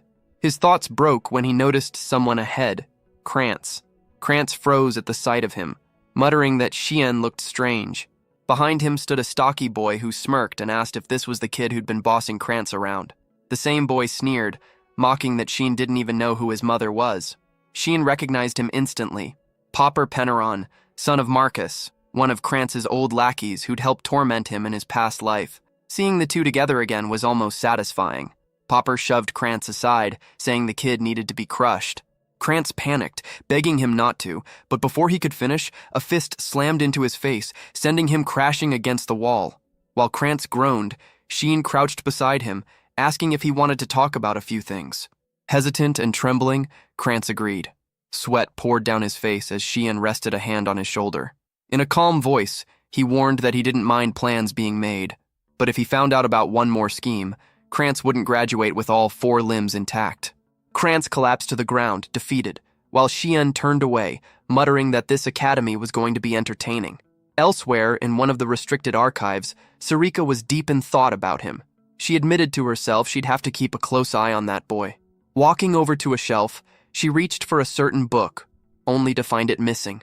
Behind her, a voice asked if she was looking for something. She turned sharply, startled, only to see Shien holding the very book. Composing herself, she smiled, adopting a friendly tone as she asked what a student was doing there. This was a restricted area. What puzzled her most was that she hadn't sensed his presence at all. She stepped closer, confirming that he must be the boy named Shien, and politely requested he return the book. It was research material. He agreed and extended his hand, but instead of the book, she noticed he passed her a single sheet of paper. Before she could question it, Shien's expression shifted. He felt something, a heavy, foreign aura approaching fast. A book suddenly lifted itself from the shelf, and Shien noted it was the very volume Sarika had been searching for. Instructor Sarika, the hidden head of the Miss Assassins, stood there, and she wanted to know how he'd discovered her secret. In his past life, he had treated her as just another teacher. She had checked on his progress, held counseling sessions, and praised his growth potential while he shrugged it off as empty praise. But then she revealed interest in him, intrigued by his high darkness affinity, 84% back then. He'd said dark elements often lay dormant, but she argued humanity simply didn't understand darkness yet. She'd called his potential limitless, and that stirred something in him. He'd hoped she might guide him. He'd been fooled. The woman behind the glasses was no gentle instructor. She ran the Assassin's Network, hiding inside the academy where the continent's nobles gathered. Now she suggested they continue the talk in her lab. Shien froze. She seemed calmer than expected. The lab looked the same, until he nearly sipped coffee and realized she'd laced it with a toxin. That explained her composure. Something meant to melt organs, she admitted coolly. Shien scoffed inwardly. After surviving Emily's cooking, nothing could poison him. He asked for something stronger next time. She said it was time for serious talk. She wanted to know how he learned her true role, that he knew where secret commands hid in the unread books. Did he plan to confess that he was part of the mist before she exposed him? Sheen refused to prove anything. She accused him of getting cocky because of his affinity, and he replied that nobles were dropping dead. Surely a purge would start soon. She smiled thinly and feigned ignorance, then activated her aura as if to intimidate. Sheen clarified. He meant the murders. Sarika spat venom, warned he'd regret his tone, then lost it, kicking the table and throwing reagents at him. Karam flinched. Sarika was brutal. In an instant, she was behind him with a dagger drawn, claiming that as assassin leader she could not ignore a mist member. She slashed. Sheen dodged. She struck again, relentless, but he pulled Karam out of the line and used her to block. He decided actions spoke louder than words. If she wouldn't believe him, he'd force belief. He launched into a calculated assault, driving her back. Sweat ran down her face as she realized the blade he used was no ordinary weapon, the demon blade only the chosen could wield. Karam's demonic weapon gleamed, and Sheen asked if she finally understood. He warned that the mist would be hunting her now. Sarika demanded to know how he knew, and he answered coldly that the person she'd been searching for stood right in front of her. Elsewhere, in a ruined street, an isolated house clicked open as someone used magic to unseal a padlock. Sarika and Sheen stood together, and he remarked that she didn't seem too impressed that the mist's hideout was hidden right here. The tunnel ahead led directly to the altar he sought, so he told her he'd go alone. He walked deeper into the winding passage, a subspace shaped by the power of the god of the mist. Because of its warped nature, the tunnel stretched far beyond what the eye could perceive. Even so, he remembered every twist, every trap. From the darkness behind him, attackers emerged. He sighed, thinking this kind of welcome ceremony was a bit much. Parrying blows, he stepped back as mud-like projectiles rained toward him. One of the ambushers almost got himself killed dodging his own attack, forcing Sheen to block the rest. The kid's quick reaction impressed him. The attacker smirked, activated a secret art, and split into multiple clones, circling him from every direction.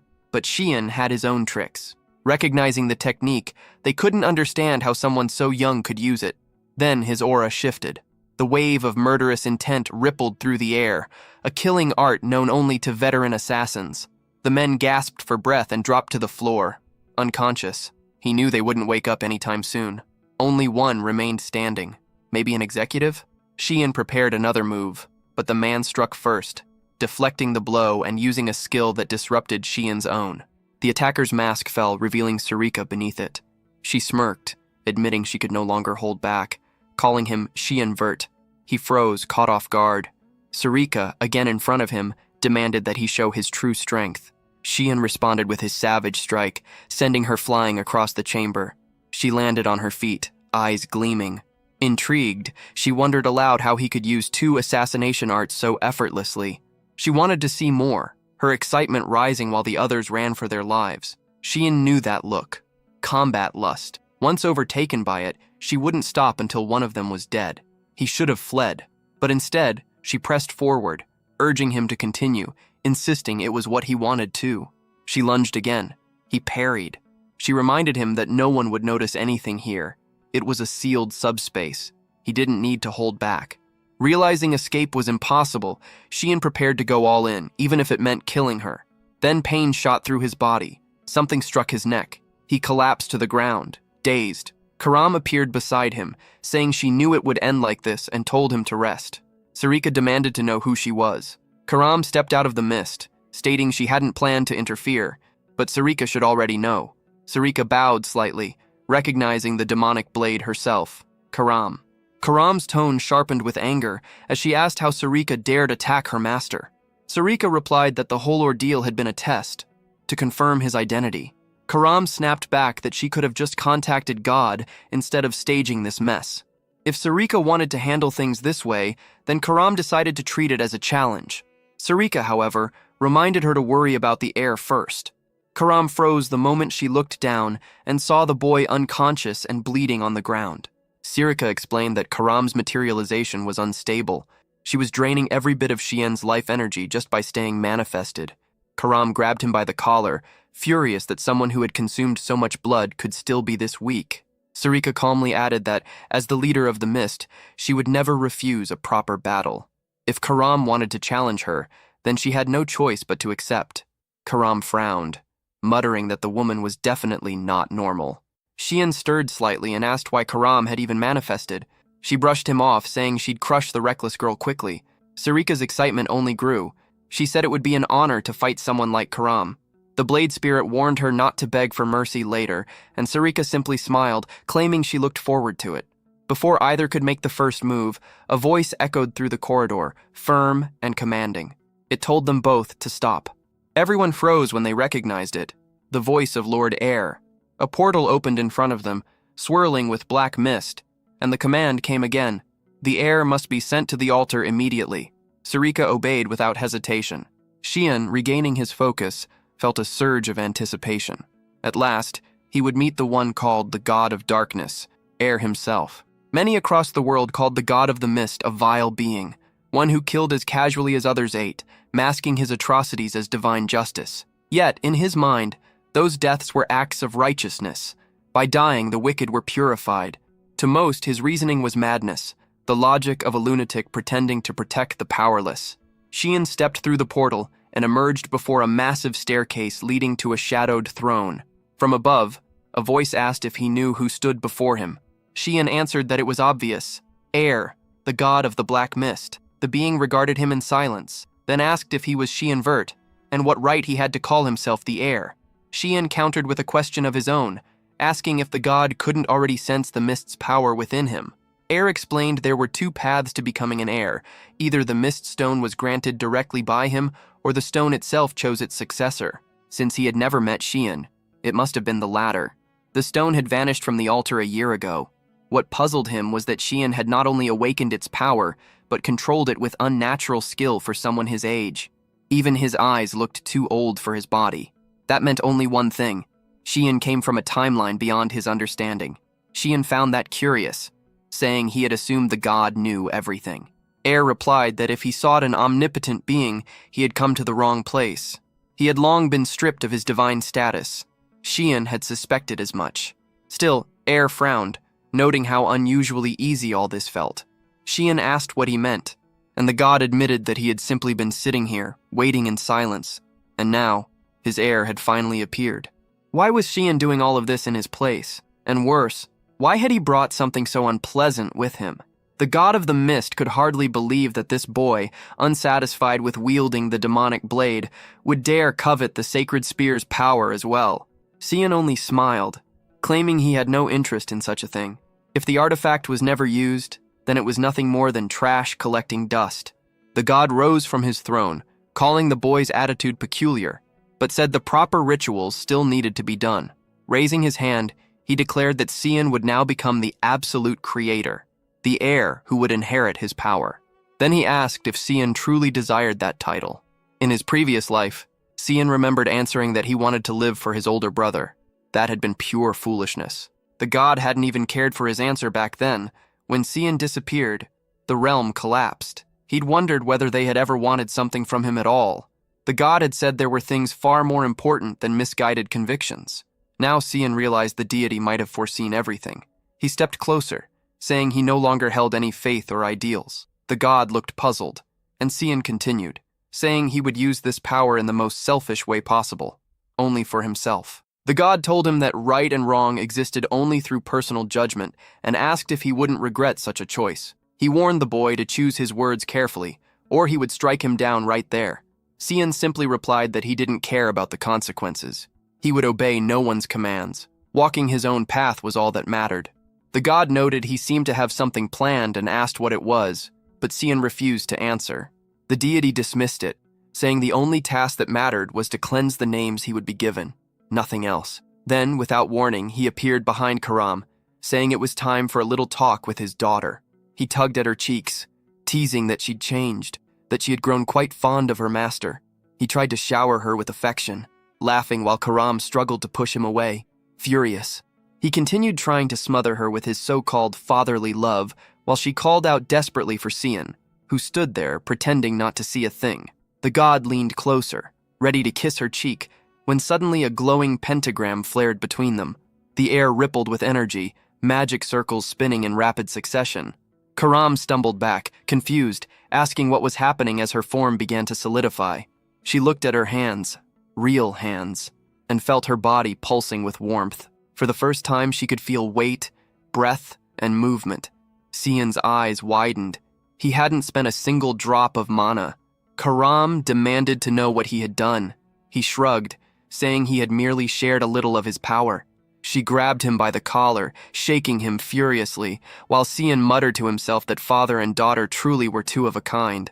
The next morning in the dorms, Brian went to confront Sien about what had happened the night before. Xian brushed it off, saying it was nothing important and not to overthink it. Brian insisted that they couldn't just ignore the situation, his tone tense as the two locked eyes, sparks practically flying between them. Meanwhile, Karam was fuming, demanding to know why Sarika had shown up at the young master's room so early in the day. At this rate, she said, people would start spreading rumors about some forbidden relationship between instructor and student. Sarika, unfazed, claimed she only came to deliver a book to a particularly troublesome student. Karam snapped back that, as a leader, she should act more appropriately. Sarika retorted, asking why the spirit was so obsessed with meddling in things that weren't her concern. Sien stood there silently, caught in the middle, deciding it was best to walk away before he got dragged into their argument. As the two women continued their verbal war, Brian stood frozen, sweating and unsure what to do. Outside, the academy city was alive with noise and movement. Sien sat perched on a stone pillar, quietly observing the crowd below. For a moment, he felt at ease, until the sharp scent of blood reached his nose. Someone crashed to the ground nearby. Sarika was sprawled out, coughing blood, her body twisted from the impact. A few students nearby laughed, saying they should try that thing again. It looked painful, which only made it more entertaining to them. The blonde among them conjured a sphere of mana in his palm, his grin widening. Holding it out in front of her face, he taunted that he had brought something delicious for her. When a friend offers food, he said, "One must eat it." He forced her mouth open, cruelly pressing the glowing orb closer, until a voice cut through the air, sharp and commanding. Someone ordered him to stop. A student was about to strike another with the mana orb when a girl stepped in, condemning the act as disgraceful for a noble. The blonde turned, annoyed, demanding to know who dared interfere.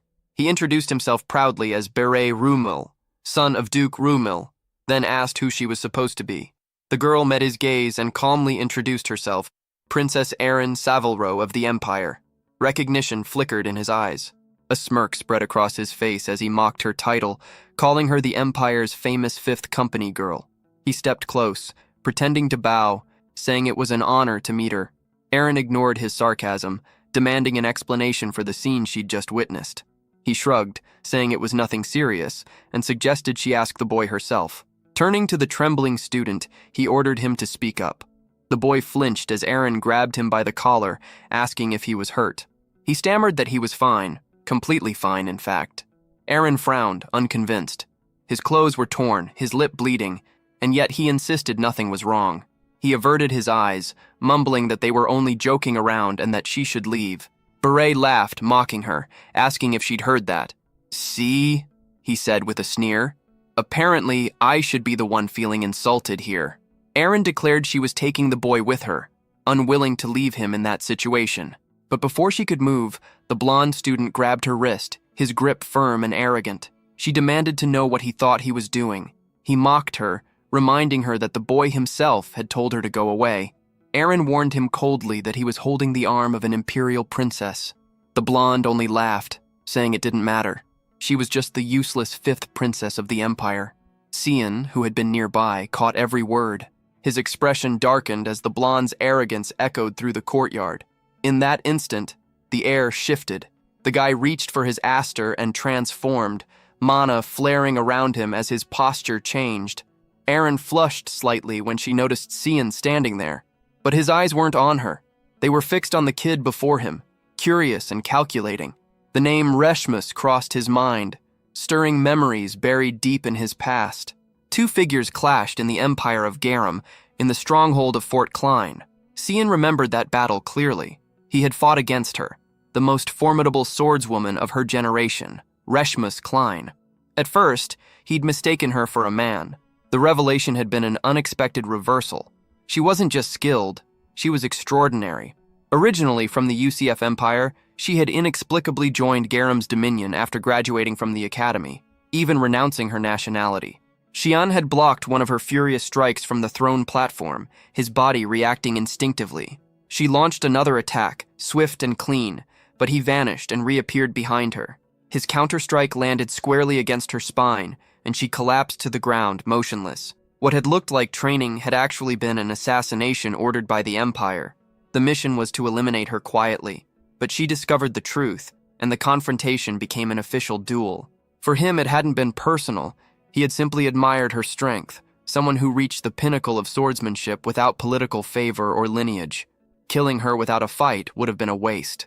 Back in the present, Beret's companions shouted his name, while Reshmus, now back in her academy days, stood there dazed and bruised.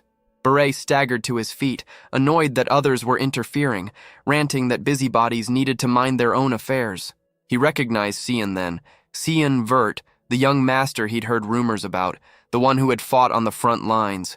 He sneered, asking if he wanted to meddle in their fun. Xian didn't think any of this looked fun.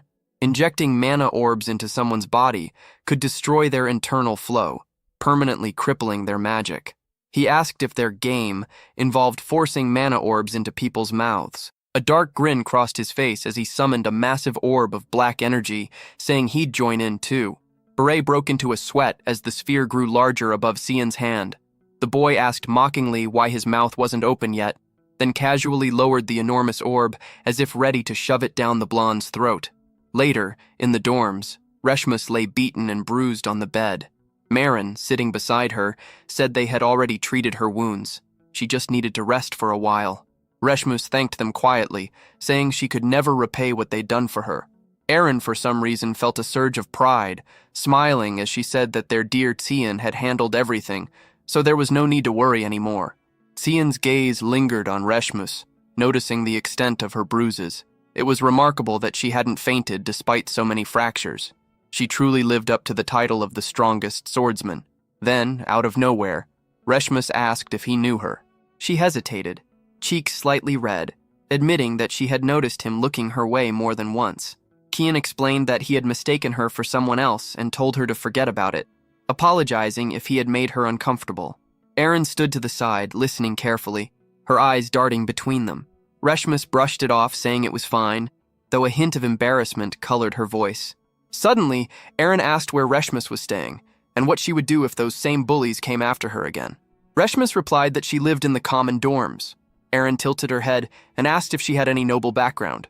Reshmus said no, she'd only been accepted through special admission, thanks to instructor Veltane's recommendation.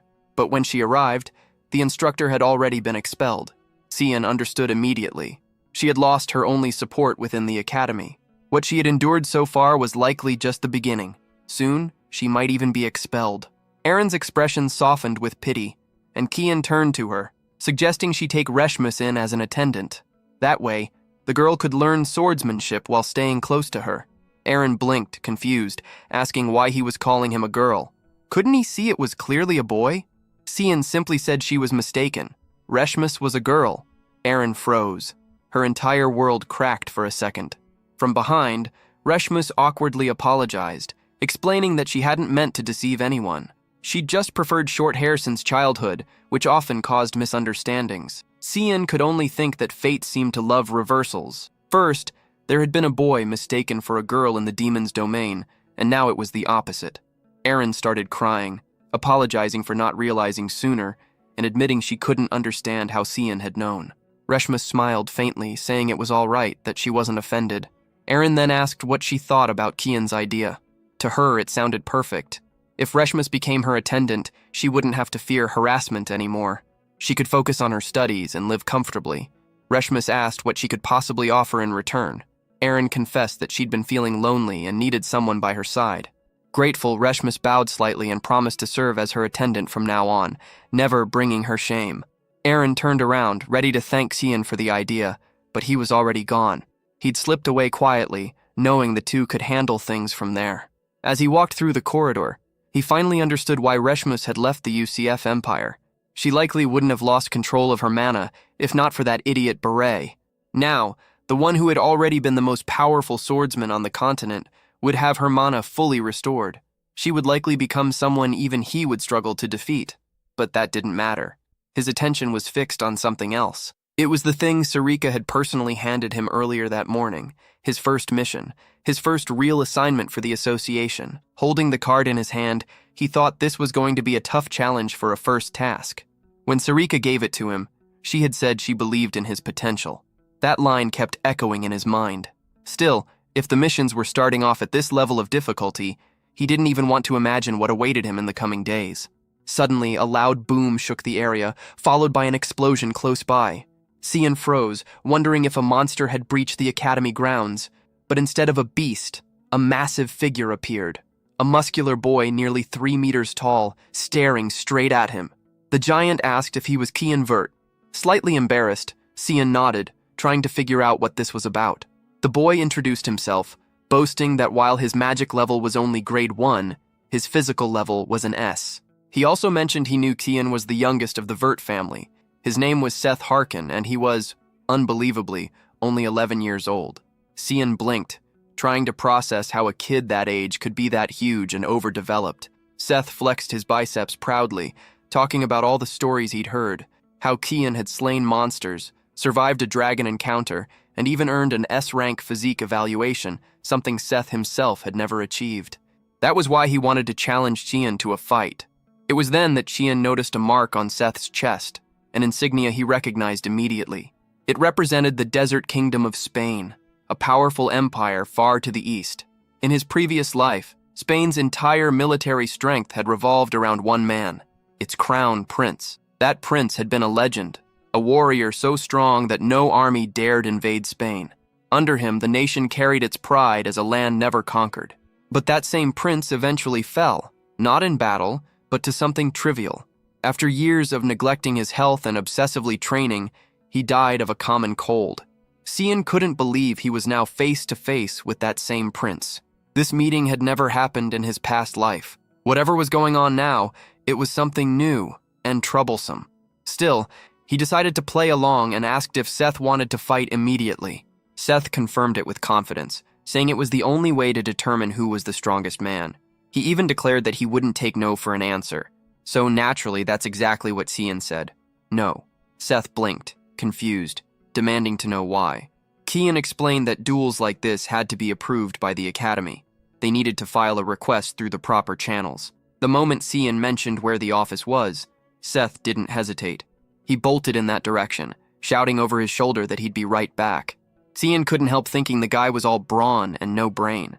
The office Seth was running toward was in the opposite direction, but there was no reason to tell him that. Besides, there wasn't even such a thing as a training request form in the academy. He decided to let the musclehead figure that out himself. Poor fool. The scene shifted to the city. A hooded man bowed before Lord Zickerman, reporting that the product was ready. Zickerman, visibly impatient, ordered him to stop wasting time and notify all the clients at once. Zickerman Albus, one of the 3 wealthiest men on the continent. Publicly, he was celebrated as a generous philanthropist, showering charities with donations. In truth, he was filth. A man obsessed with forcing unnatural unions between races, breeding mixed offspring for the underground slave market. From the shadows, Cian observed everything, watching Zickerman boast about his greatest creation being born that very night. His target was now confirmed, and the mission already looked easier than expected. As he prepared to move, Karam's voice broke through, saying she could sense an intricate, unsettling energy nearby. Cian frowned, not understanding. She clarified. The target was hiding something. Meanwhile, Zickerman stopped in front of a reinforced cell, smiling to himself. He muttered that he could finally enjoy a moment of peace and told his money factory to rest well. That was when he noticed it. Black mist creeping across the floor. Before he could react, a shadow moved. A sudden strike tore through the air. One of his knights collapsed instantly, headless. The others shouted, demanding to know who was there. Panic erupted. Zickerman screamed for someone, anyone, to kill the intruder. But Cian was already in motion. He closed the distance in a blur, delivering a crushing blow that sent the knight's sword flying. A quick slash behind the knee followed, and Karam's presence shimmered beside him, her blade pressing coldly against a throat. Before the man could even speak, he was already dead. There was no hesitation. Zickerman stumbled backward, trembling and shouting for reinforcements. Cian told him he'd see his knights soon enough, once he joined them.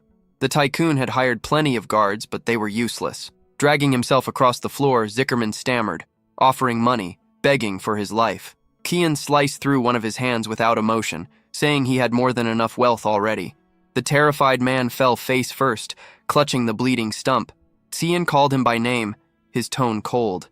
He declared that Zickerman would pay for the monstrous things he'd done, for the lives ruined, and for his hand in the slave market. That alone was enough reason to die. But feeling merciful, he granted the man 1 minute to repent and free himself from his sins. Zickerman sobbed, saying it didn't matter. If he was going to die anyway, what was the point? He tried to justify his crimes, claiming they were just trying to make a living, that the true villains were the buyers. Cian didn't flinch. He said the minute was over, and the man hadn't even tried to repent. With that, he activated the 8 stanzas of the Black Mist. A surge of dark energy enveloped the room as Kian unleashed a relentless series of strikes across Zickerman's back. The screams didn't last long. When it was done, he finally turned his attention to the surroundings. Approaching one of the inner chambers, he asked Karam if this was the place she had sensed. She confirmed it, saying she could feel 2 energies merged together. Kian sliced through the barrier and froze for a second, startled by what he saw inside. On the floor lay a girl clutching something tightly to her chest. A large egg. Her eyes were lifeless, her body already cold. Cian glanced at her and muttered that it was nothing special, just another corpse. But Karam urged him to look closer. In the girl's arms, resting against her still body, was a dragon egg. Later, back at the dorms, Yelkin's voice echoed in disbelief as he asked where Kian had gotten it. Kian brushed it off casually, saying he had just found it somewhere. Obviously, Yelkin didn't buy that. He snapped, demanding to know what kind of nonsense that was. Who just finds something like that? But Cian's thoughts were elsewhere. He was more concerned with the man who'd been trying to sell the egg. Why would anyone try to sell something so dangerous? And who was supposed to buy it? Where was it meant to be delivered? Yelkin then asked what they would do if the egg suddenly hatched, and turned out to be something deadly. Kian assured him there was no need to panic. A dragon egg was pure energy condensed into form. It needed very specific magical conditions to awaken. It wouldn't hatch unless constantly fed with the proper type of mana. No sooner had he said that than a sharp crack echoed through the room. Both turned toward the sound, eyes widening as a thin fracture crawled across the shell. Then another. The egg began to glow. Cian froze, realizing how badly he'd just messed up. A bright light burst from the cracks, filling the room. The shell broke apart, and out came not a monstrous dragon, but a small girl. Not what anyone expected. Yelkin practically lost his mind, shouting about what they were supposed to do now. But Kian's attention was on the child. She was clearly a hybrid, part human, part dragon. That alone made her existence a far bigger problem than he could have imagined. The little girl smiled at him, her eyes bright, and threw her tiny arms around his neck. She was clinging to him affectionately, as if she thought he was her father. He stood there, dumbfounded. Behind him, Karam's laugh rang out. She found it ironic that an 11-year-old boy had just become a father. Kian shot her a glare and told her this was entirely her fault. His mind flashed back to when he first picked up the egg. He had hesitated, asking if it was really a good idea to take it. Karam had insisted, saying it was too dangerous to leave. It could fall into the wrong hands. He'd voiced his fear of it hatching, but she'd reassured him. A dragon egg couldn't hatch without a proper source of energy or its mother nearby. Now, in the present, she remarked that this just proved anything was possible. Kian demanded what that nonsense had been about an egg not hatching without a mother. She simply replied that anything can happen, proving her point. Still, what concerned him most wasn't the miracle of birth. It was the hybrid's existence itself. Half human, half dragon, something that shouldn't exist, something that could bring massive trouble if discovered. He knew what this meant. It wasn't just a problem, it was a disaster waiting to happen. The world they lived in was brutal and unforgiving, and there was no place in it for a creature like her. If anyone at the academy learned about her existence, the odds of her being erased to remove a potential threat were almost certain. Dragons, known for their arrogance and obsession with pure blood, would never tolerate such a being. The moment they discovered the child, they would come to destroy her. That thought made him question why he was even taking such a dangerous risk. If she was fated to live a life full of suffering, maybe it was kinder to end it now. Seelan's faint smile suggested agreement, believing that ending it might indeed be the best choice for the child. His hand moved to her neck, steady and cold. Seelan insisted that it was the right decision, that the girl's life would only bring misery. Cyan kept telling himself it was better this way, that ending her existence was an act of mercy. But as she stirred, her small eyes fluttered open. The moment his fingers brushed her skin, a weak voice called him Dada. Cyan froze, staring at her like a man ready to kill. Yet in that single moment of hesitation, she leaned closer, whispering that it was love. Realization hit him hard. He was completely trapped. The warmth of her tiny body disarmed him completely. Lifting her by her fragile arms, he sighed, realizing he'd have to find another way out of this mess. He told Karam they would take responsibility for her, though Karam's expression made it clear he wasn't happy about it. The story then returned to the Verdi household castle, where Krantz's mother sat deep in thought. She couldn't allow that damned Sion to roam free and endanger her son. Eshel entered, calling out to her. If something troubled her, he said. She only needed to tell him. She brushed him off, pretending everything was fine, and left. Once the door closed, Eshel turned to Kalen, ordering him to report. Kellen revealed that several knights had been found dead in the forest, and the lone survivor had gone to the capital with Sion. He believed Duchess Margaret had ordered the attack. Worse, contact had been lost with the spy inside the academy who'd been providing updates on Sion. Eshel muttered that the man clearly hadn't learned from his brother's mistakes. Kellen began trembling, realizing Eshel's patience was thin. He knew exactly what happened to those who disappointed him. In panic, he shouted that he would handle it personally and swore never to fail again. Eshel placed a hand on his shoulder, remarking how devoted Kalen was to his work, before walking away, convinced that his brother was hiding something. Meanwhile, back at the academy, Sirika burst into the room. The boy was there with Karam, bottle-feeding the dragon. She demanded to know what was going on and why there was a baby in the dormitory. He tried to explain that it was a long story, but she cut him off, saying explanations could wait. There were more urgent problems. Apparently he had been keeping himself busy, and not in a good way. She showed him an official notice. A duel between him and Seth had been approved. Her eyes narrowed as she asked why he couldn't just stay under the radar instead of inviting more attention. Was he deliberately trying to put himself in the spotlight? Cyan couldn't believe the guy had actually gone as far as to submit an official request for the duel. Karam didn't see the issue, claiming it was nothing more than two 11-year-old kids fooling around. But Cyan knew better. Seth wasn't just any ordinary child. When he asked about the timing, he was told it would happen in just 2 hours, far too soon for his liking. When the moment arrived, Stiff welcomed him eagerly, clearly looking forward to the fight. Cyan, on the other hand, showed no excitement. Seth complained that he wanted a freestyle battle, but the academy restricted them to fencing and magic. He then asked whether Cyan intended to use any spells. The answer was no. Seth smirked, satisfied, claiming that Cyan never failed to amuse him. He lunged forward with a wild slash, eager to test what Cyan could do with a blade. Cyan, however, remained composed. His thoughts stayed sharp, analyzing how quick Seth was for his build. Physical strength alone, though, was predictable, easy to read and avoid. With a smooth motion, Cyan redirected Seth's strike toward the ground. He advanced, certain that a foe like this could only be defeated with precision and restraint. The prince refused to back down, declaring he wouldn't let him gain an inch. Their swords collided, the sound echoing through the arena as Seth felt pressure shoot up his arm. Cyan had used considerable strength in that counter, enough to make the difference clear. How could someone block such a heavy weapon with just a thin rapier? Before he could react, Seth appeared behind him, aiming straight for the back of his neck. But out of nowhere, Cyan slid his sword back into its sheath and caught Seth's legs mid-air. The boy froze, baffled. Did this bastard have eyes in the back of his head?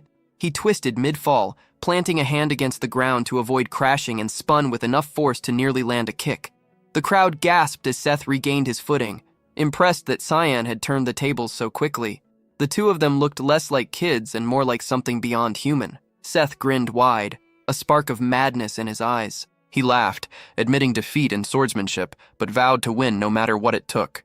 Cyan sighed internally, thinking how tiresome this was going to be, yet he braced for what was coming. Seth demanded that Cyan fight him seriously this time. His aura erupted, shaking the ground beneath his feet. He called out Cyan's name, declaring that the real battle had just begun. From the stands, a bearded man commented that they had finally moved on to magic. Students capable of both swordplay and spellcasting, he said, showed true spirit. Standing beside him, Sarika noted that Cyan had clearly dominated the fencing round.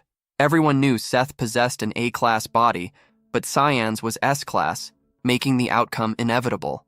Yet in advanced magic, physical ability was just a foundation. Seth's strength lay in his level 3 magic, an achievement unmatched among first years.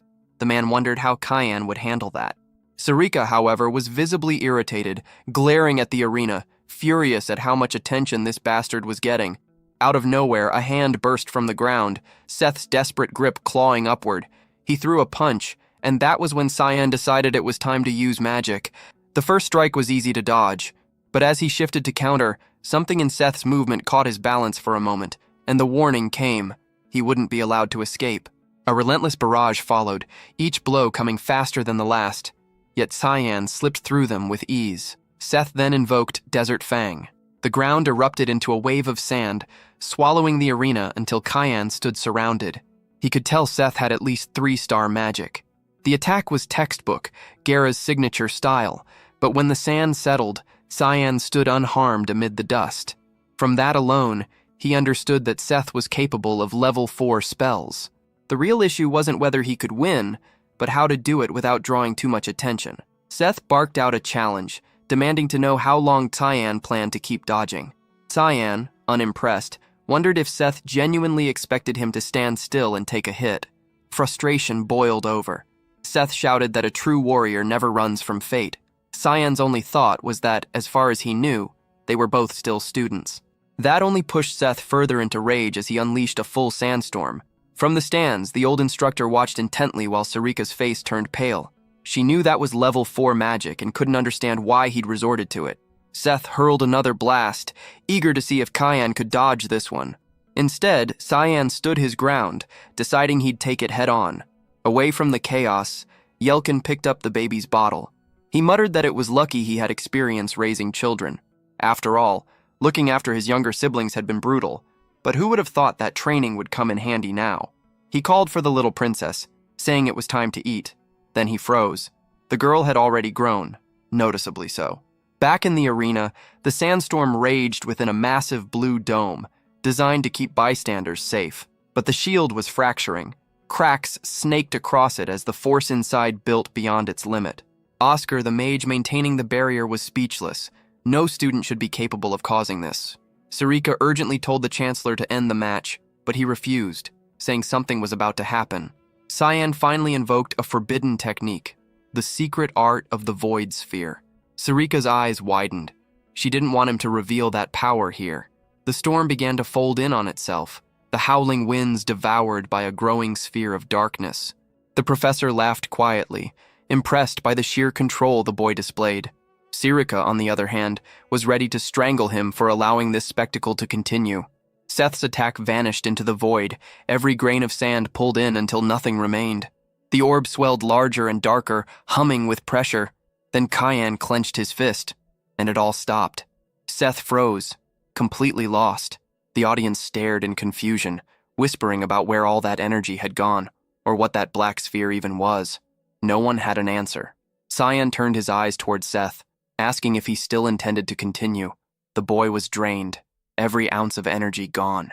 He dropped to his knees, muttering that he couldn't believe he had lost. Defeated in fencing, defeated in magic. There was nothing left to say. In that moment, he was nothing but despair. Cyan couldn't help but feel a twinge of guilt for breaking the guy's spirit so thoroughly. But then Seth slammed his fist into the ground and muttered that it was fine. He had grown tired of beating weaklings anyway. This loss somehow reignited his drive to train harder. He stood, extended his hand, saying he looked forward to their next training session, and that Cyan would have no choice but to accept the challenge next time. Cyan's response was simple, not interested. The scene shifted. Cyan was now explaining how dragons matured far faster than other beings, but the rate was absurd. Overnight, the child had seemingly turned 6. The girl ran up to greet her father, cheerful as ever. At this pace, Cyan realized, she'd soon reach his own age. He tried to justify it, saying he only looked away for a moment, and suddenly she had grown. Manny, nearby, understood how difficult it would be to raise her in a place like this. Someone remarked that it was only a matter of time before she could no longer be hidden. That someone was Sarika. She offered to conceal the magic sword, but a dragon was an entirely different issue, especially one that kept drawing attention the way Cyan had today. Karam, sprawled on the couch, slept soundly, uninterested in the chaos around him. The others could only stare at the small dragon girl, stunned by how fast she was growing. How had she gotten so big while he was out fighting? Sarika crossed her arms, saying she had suspected Cyan was up to something. Still, bringing home a creature like that was on another level of stupidity. He told her not to worry. Yelkin had agreed to take care of the girl. Besides, the house was protected by a barrier, meaning both Sarika and Karam were safe from detection. Sarika handed him a letter, warning that this peace would last only if he stopped causing problems. Cyan glanced at the seal and muttered that it was a lousy reward for winning a duel. Without responding, Sarika left the room, telling him to stay out of trouble before he angered the wrong person. Yelkin asked what the letter said, and Cyan replied that it was a warning. Apparently, the academy was threatening expulsion for misconduct.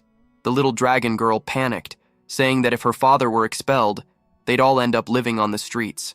Cyan stared at her, baffled at how she had learned to talk like that so quickly. He patted her head and told her not to worry for now. Yelkin cautioned that returning home under these circumstances would be dangerous, but Cyan brushed it off, claiming it was just a minor competition. He'd already noticed something unusual. The letter came straight from the Chancellor, not the administration. That meant the man wanted to meet him personally. Whether this took place in the past or not was uncertain, but the next words were clear. The Chancellor asked if he truly wished to join the Order of Light. Cyan accepted the statement without resistance, though the man immediately remarked that such a path didn't seem to suit him. Reading the look on the boy's face, he concluded Cyan already knew that truth deep down. Sveik, after a moment's silence, decided to offer a piece of advice. One he told Cyan to remember well. There would be no gain in joining the Order of Light, he warned. Only misery or something far worse awaited those who did. One thing was certain. It wasn't worth it. That was the life of a puppet. Nothing more. Those words belonged to a conversation Cyan once had with the old man in his previous life, back when he had been summoned there before. Remembering that, he couldn't help but wonder what kind of curse the old man would try to throw at him this time. Yelkin broke the silence, commenting that the child deserved a proper name. They couldn't just keep calling her Little One. Cyan casually replied with a simple name, Nana. Yelkin was about to suggest something more thoughtful, but the girl interrupted, saying she liked it. She found it amusing that the name read the same backward and forward. On top of that, she announced that she was now Nana Verde. She spun around Cyan playfully, leaving him puzzled as to how she even knew his surname. The scene shifted to the Chancellor's office, where the old man sat deep in thought, his expression heavy with irritation over Cyan Verde. He already knew the boy's potential was extraordinary, but what he had witnessed went beyond anything expected. A student who absorbed a rank 4 magic attack alone. That kind of power demanded fear. What unsettled him even more was that Cyan hadn't seemed to be trying. The Chancellor wondered what this boy's true limits were. Cyan knew Campbell's reputation well. He had been the teacher of Emperor Dion and Princess Diana, one of the few remaining 9-star mages on the continent. After Diana's death, Campbell devoted himself to cultivating new talents within the Royal Academy. But what baffled Cyan was how someone like him, a man he remembered as a pacifist, ended up tangled in the Empire's political chaos in his previous life. He stopped, thinking it through, and came to the same conclusion as before. Campbell was still as manipulative as ever. Knocking lightly against the wall, Cyan felt the faint vibration of a barrier. Not just any barrier, but one crafted at the 9-star level. The old man had set it up intentionally, expecting Cyan's arrival. Clearly, he wanted to test him, and Cyan was more than willing to meet that challenge. Campbell, watching from his desk, smiled faintly, intrigued to see how the boy would react. Cyan muttered under his breath, accepting the situation, then suddenly leapt through the window. Glass shattered as he landed firmly in front of the Chancellor, introducing himself as Cyan Verde, a first-year student. The old man chuckled, realizing the boy had chosen the most direct, predictable route, but he had to admit, it worked. He then asked if Cyan had received the formal warning about the duel. Cyan confirmed he had, but explained that the presence of the barrier had already made things clear. That so-called warning was nothing but a pretext to test him. Campbell nodded, admitting that was true. His method was standard, yet undeniably effective. Still, he wasn't going to withdraw the warning unless Cyan proved himself worthy. Cyan straightened his posture and asked calmly if he could pose a question. Cheyenne asked the man whether he valued the empire's prosperity more than his own family's honor.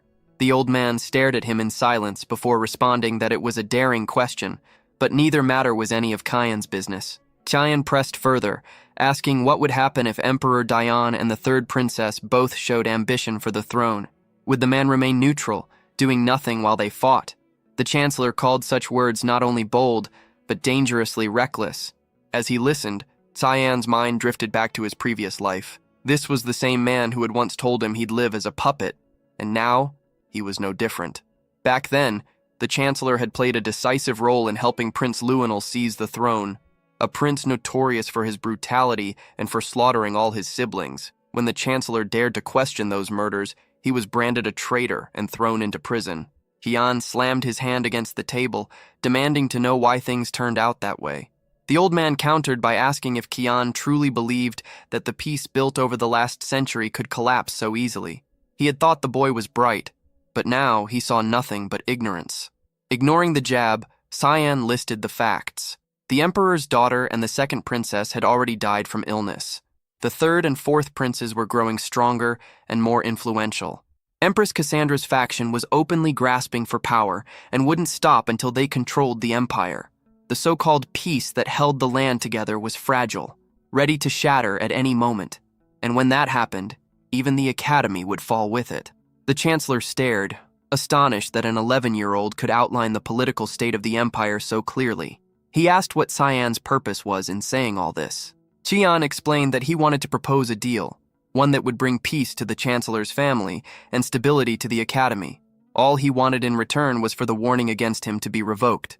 The old man laughed, making Cheyenne feel mocked, but Cheyenne responded by summoning a magic circle.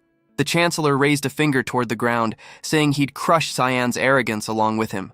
Chains of judgment erupted from the floor, wrapping around Cheyenne and dragging him upward. Cheyenne immediately realized it was another test. The chancellor remarked that while the boy was powerful, escaping that level of magic was nearly impossible. He accused him of overestimating himself, but Cheyenne simply asked for permission to demonstrate what he could truly do. That statement caught the old man off guard. A strange hum filled the room as Cheyenne invoked a modified form of the void sphere. The chains began to dissolve, swallowed piece by piece into a growing sphere of darkness. The chancellor's eyes widened in disbelief. A first-level technique was devouring his magic. The energy kept being absorbed until the entire attack dissipated, vanishing along with the chains. Cheyenne turned back toward him and asked if that was proof enough. The chancellor, finally convinced, agreed to lift the warning, though he added that he doubted that was all Cheyenne wanted. Cheyenne replied that it was. His only concern was ensuring that no more trouble would fall on the academy. The old man asked if he was certain, and Cheyenne confirmed it without hesitation. The truth was that Cheyenne had no desire to watch the academy fall apart a second time. Elsewhere, under the fading light of sunset, the city buzzed with calm. Yelkin walked through the streets, proudly carrying a bag full of sweets, typical when there was a child at home. The thought of Mana devouring them made him smile, but suddenly, a cold shiver ran down his spine. The street had gone unnaturally silent.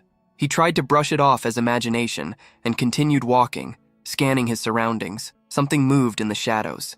He felt the presence before he saw it and demanded that it show itself. From the darkness, a figure emerged. Startled, Yelkin dropped the sweets. Mana expected him to react, but he simply vanished. Back at the academy, Cheyenne was keeping the promise he made to the chancellor, to attend every class after their meeting. Yet, at that moment, he was exhausted and restless. Sitting through lessons about topics he'd mastered more than 30 years ago was nothing short of torture. With no missions assigned to him, he considered sneaking away for some training instead. Before he could leave, a voice stopped him. Erin appeared behind him, questioning where he thought he was going. When he claimed he was just heading to the bathroom, she quickly called his bluff, pointing out that he was walking in the completely opposite direction. Behind her stood a boy named Resumen, addressing her as Lady Erin. Cheyenne asked if she truly allowed someone to call her by her given name so casually. She told him to stop deflecting, but admitted that it was fine, though only in private. Then she questioned why Cheyenne still spoke to her so formally. He explained that, as royalty, she was above him, and as a simple citizen of the empire, he couldn't treat her informally. Before the conversation could continue, another voice called out to Erin. She froze immediately. Cyan turned toward the stairs and saw two figures descending, Fabian and Nerobian, both from House Nafalo. They greeted her coldly, asking why she was mingling with commoners and whether those people were her servants. Cyan recognized them, nobles who took every chance to belittle the princess. Then they turned their attention to him, asking if he was the boy named San Vert. Cyan replied with measured composure, saying it was an honor to meet them and introducing himself as Cyan of House Verdi. The brothers waved off the introduction, saying they already knew who he was. They had seen his duel and found it remarkable. They mentioned that he would surely receive an invitation to the next social gathering, adding that they should talk more and not remain strangers. Cyan noticed how they completely ignored Erin, as if she weren't even there. One of them clapped him on the shoulder, saying that opportunities like this didn't come often. Erin stood motionless, her expression tight, until Nerobian placed a hand on her shoulder and remarked that someone like her shouldn't get any wild ideas, that a princess should remember her place. After they left, Resumen asked quietly if those men were truly princes. Erin confirmed it, adding that, as the saying went, blood was thicker than water. But Cyan shook his head, saying he didn't think that phrase applied to what had just happened. To those men, she was worth less than a stranger. Blood or water, it didn't matter. When power entered the equation, family ties meant nothing. That was the truth she needed to accept. Their coldness toward her wasn't without reason. It came from fear, or at least unease. Cyan told her not to let it shake her, though the girl's face was already burning red. He walked off, leaving her standing there, flustered from his words. Back at home, Nana was turning the bed into chaos, sheets tangled everywhere. Cyan found it strange that neither Karam nor Yelkin was around. A moment later, Karam appeared, pointing out that the little girl was supposed to be sleeping. Then, with an unimpressed tone, she asked what he wanted from her. Cyan told her to find Yelkin. Karam frowned, asking if he took her for some kind of dog to go sniffing people out. Yet mid-grumble, she froze and raised her head slightly. She caught a scent. Blood. In a nearby alley, Yelkin was already on the ground. His attackers laughed while a blond man stepped forward, mocking him for not responding when called. Things had gotten messy now. They joked that he only had one job and still managed to screw it up. The blonde one grinned, announcing that it was time to slice Yelkin up and send his remains as a gift to their master, payment for crossing Barrett Rumel. From the ground, Yelkin muttered a quiet, "All right." The man blinked, unsure what he meant. Even bloodied and bruised, Yelkin told them to just finish it already. Barrett smirked, saying the idiot must have lost his mind, and ordered the men to end it. Then a voice echoed from above the alley, asking what they thought they were doing. Barrett froze. If it was who he thought it was, then they were already dead men walking. From the rooftop dropped Cyan and Shen, with Karam in tow. They had followed the trail here, and from the looks of it, Rumel's men were behind the attack. Yelkin looked up from the ground and saw Cyan. The boy's eyes darkened as he took in the scene. His friend was beaten to a pulp. Cyan muttered that they'd really done a number on his poor boy. Barrett, however, grinned. This was perfect. Cyan had walked right into his trap. Shen didn't look impressed. He muttered that he was curious to see what Barrett planned to do next. Then he moved. The eighth stance of the violent barrage exploded into motion. A strike to one man's neck, a flick to another's forehead, the alley erupted into chaos. Bodies flew in every direction, crashing against the walls. Barrett's confidence crumbled as he watched his hired thugs fall like leaves. None of them could even touch the kid. What kind of monster was this? He spat curses, swearing to kill Cyan Vert with his own hands. But before he could cast anything, Shen's knee drove into his gut, sending him crashing hard into the wall. The blond man slumped to the ground, gasping for air. Shen looked down at him, saying he hadn't changed at all, still picking on the weak for fun. Barrett wiped the blood from his mouth and sneered that what he did with his free time was none of Shen's concern. Barrett sneered through gritted teeth, asking if Cyan planned to kill him. Cyan's expression didn't change, but his mind drifted to the past. He remembered this man, Barrett Rumel, the eldest son of House Rumel, who in his previous life became one of the most feared figures in the kingdom of Garan. A man notorious for his cruelty, who beat his servants to death and burned small animals just for amusement. His madness had no limit. One day, he went too far, killing a classmate under the excuse of practicing magic. That act exposed him, and the Purge Squad assigned Cyan the task of eliminating him. What Cyan found that day was burned into his memory. In the mansion's basement lay piles of corpses, servants discarded like trash. Cyan had made sure Barrett's death was painful, torturing him until his screams turned to laughter.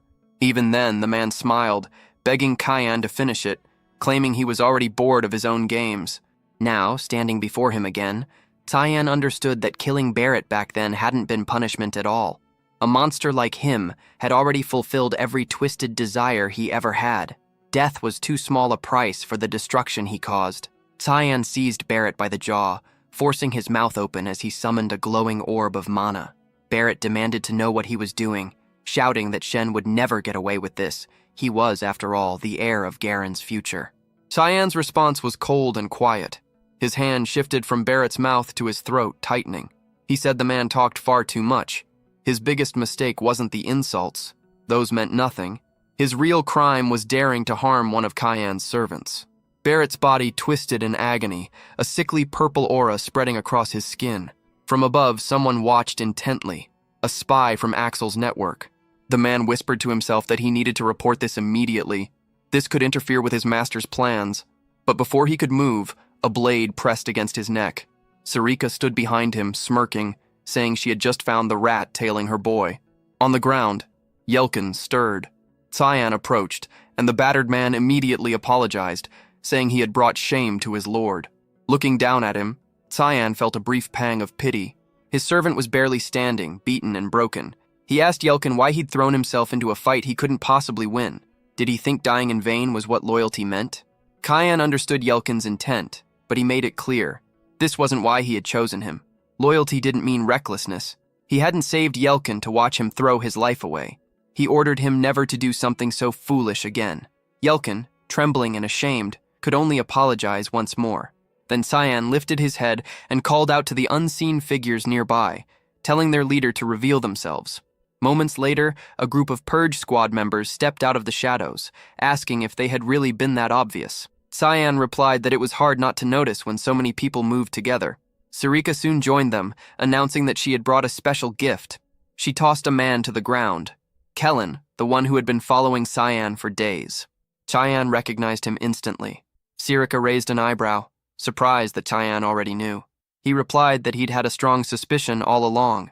She remarked that, as always, Cyan proved himself exceptionally capable.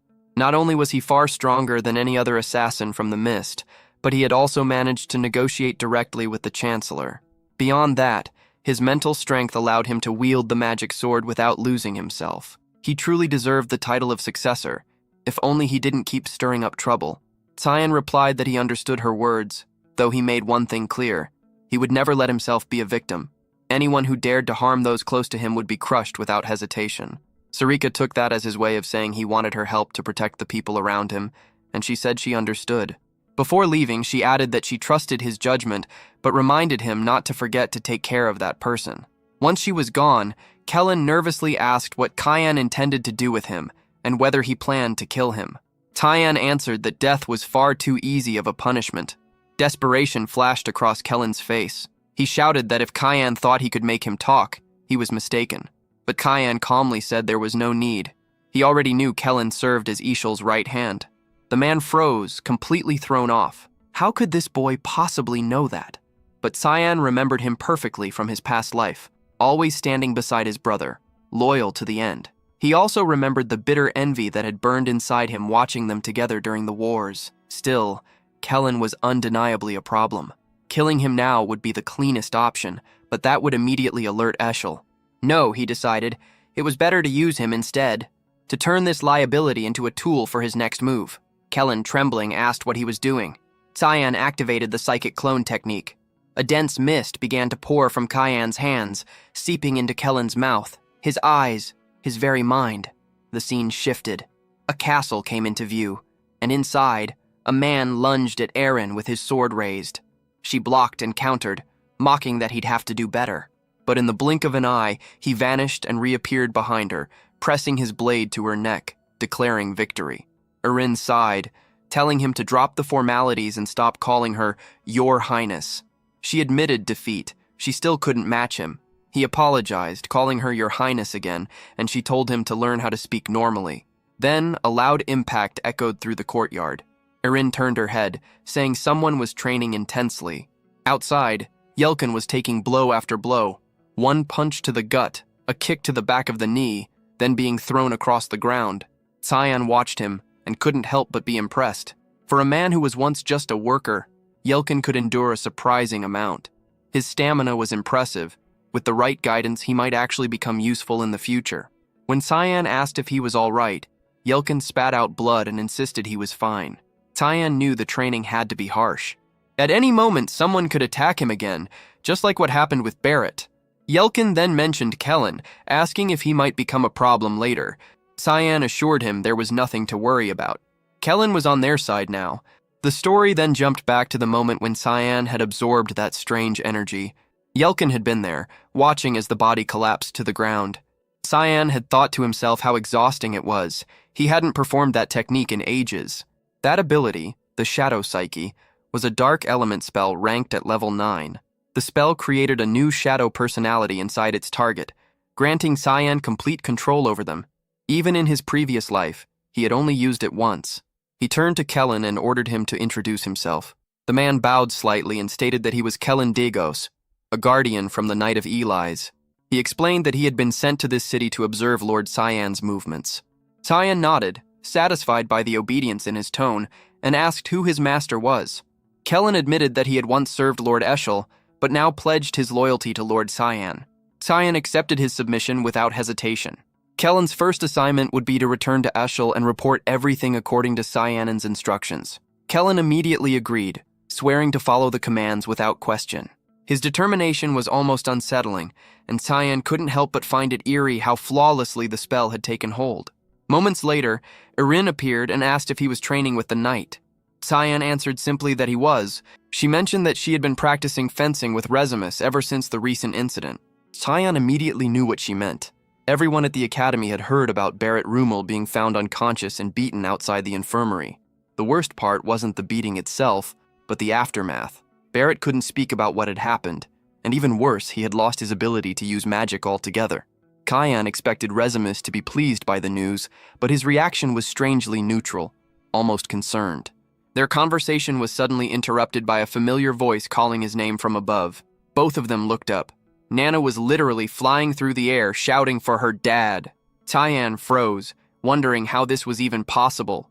He had left Karam in charge, and of course that lazy woman must have fallen asleep again.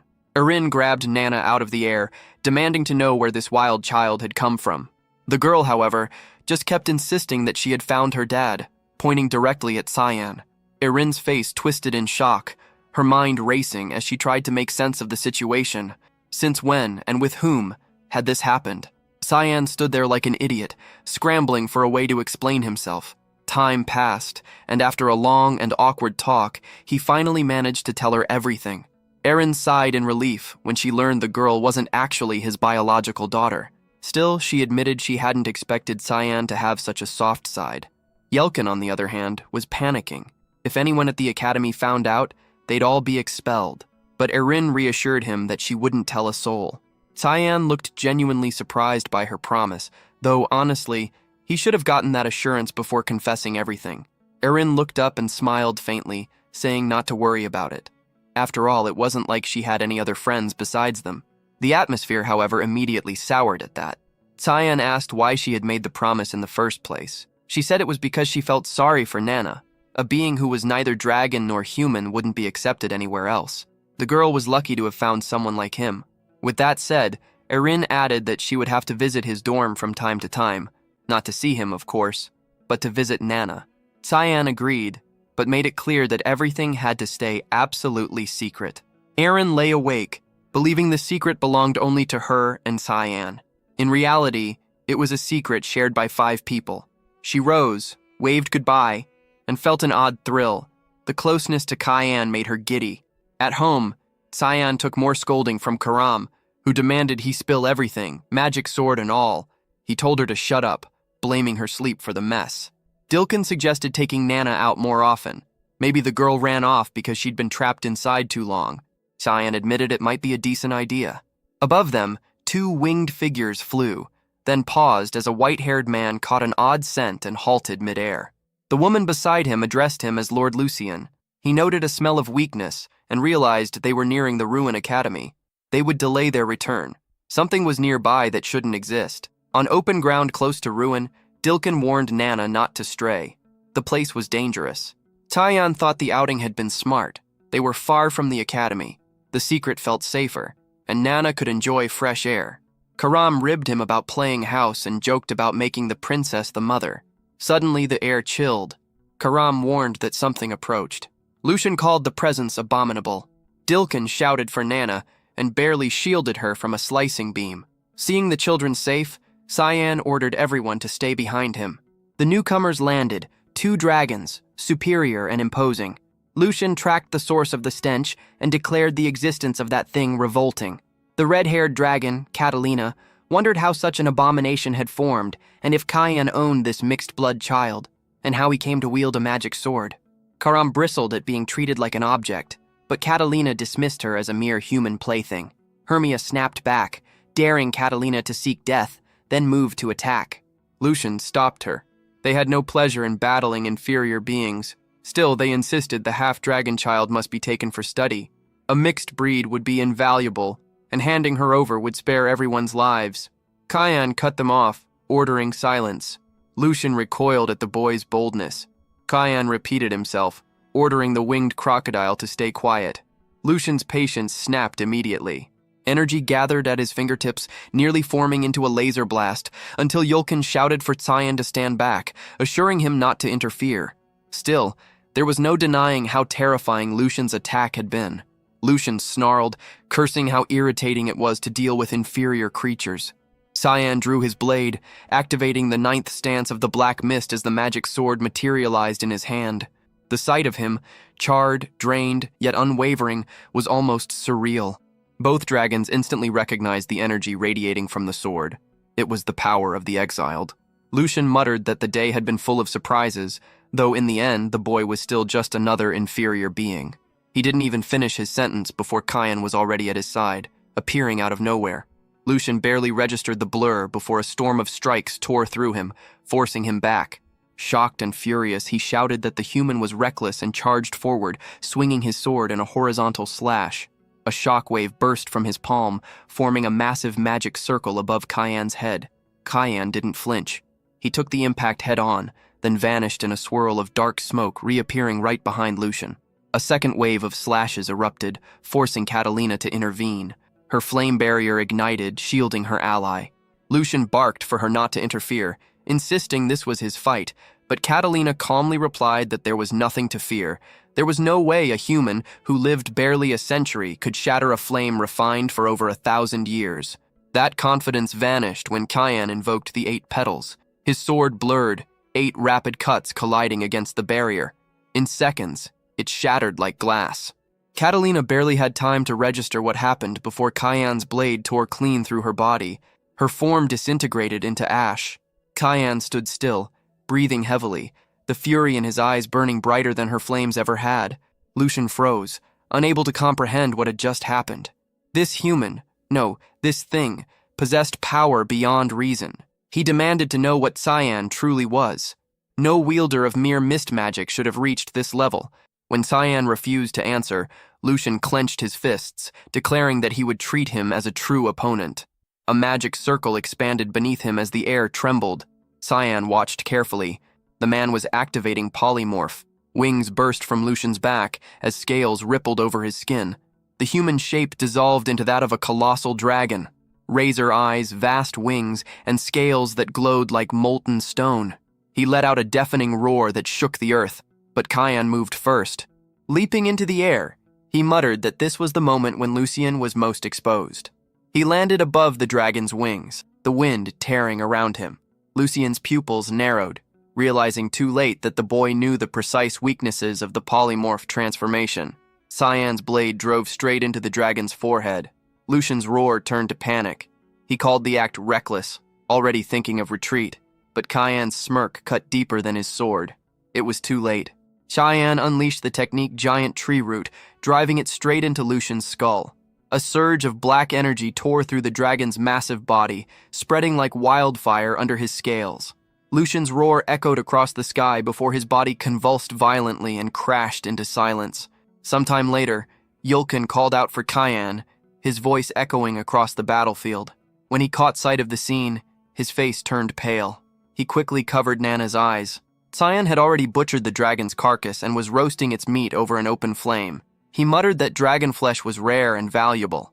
Nana, unfazed by the horror, jumped with excitement, insisting she wanted some too. Far away, word of Cyan's recent movements reached his brother, Eshel. Reports came in that Cyan was now working alongside a mysterious group. Kellen stood before him, explaining that every agent they had sent was wiped out by this unknown force. Eshel asked if that was all, and Kellen confirmed it. The man found it strange. When Cyan had left, he had been anxious and unstable, yet now the reports described him as calm, confident, almost like a different person entirely. Eshel nodded, saying he understood, but added that he had one final question. His eyes locked on Kellen, and in that moment, Kellen realized his master had grown suspicious. He quickly placed a hand over his chest and murmured a short prayer. "May the grace of Lumendal be with me." Eshel smiled faintly, thanking him for his answer. He told Kellen not to worry, though his tone carried a warning. Be careful. Kellen left the chamber, knowing full well there was no turning back. Eshel's suspicion was growing. The least he could do now was make sure he didn't become a liability to Cyan. As he exited, he nearly collided with a maid in the corridor. Recognition flashed in his eyes. It was the girl who used to care for Cyan. Before he could speak, Eshel's voice called from behind, saying he had invited her. Kellen asked if her name was Emily, and she nodded nervously. Eshel smiled and said he only needed a small favor from her. The poor girl had no idea how dangerous that favor might be. Meanwhile, deep within the dragon's territory, the mood had shifted. Voices filled the chamber, questioning if it was true that Lucian and Catalina had vanished. Another confirmed that their energy signatures were gone, two powerful presences erased completely, leaving a gaping void in their ranks. The disappearance was impossible to ignore. The energy of two 8-star dragons didn't just fade away. Their soul stones were now empty, suggesting both had been slain. Scouts who flew over the area found nothing but scorched ground and faint traces of combat. One of the dragons asked how such a thing was possible, how someone could kill both of them and leave no trace of magic behind. The green crystal at the center of the chamber pulsed and spoke, explaining that this could only happen if the killer possessed the dark attribute. But that presented another problem. Within the Candle Realm, there was only one being powerful enough to destroy two dragons, yet that person did not wield dark magic, which meant someone else existed out there, powerful and completely unknown. The green crystal continued, stating that the only person at the Royal Academy who possessed the dark attribute was a boy named Cayenne Verde. There were even rumors that he had faced a dark dragon at the front lines and lived.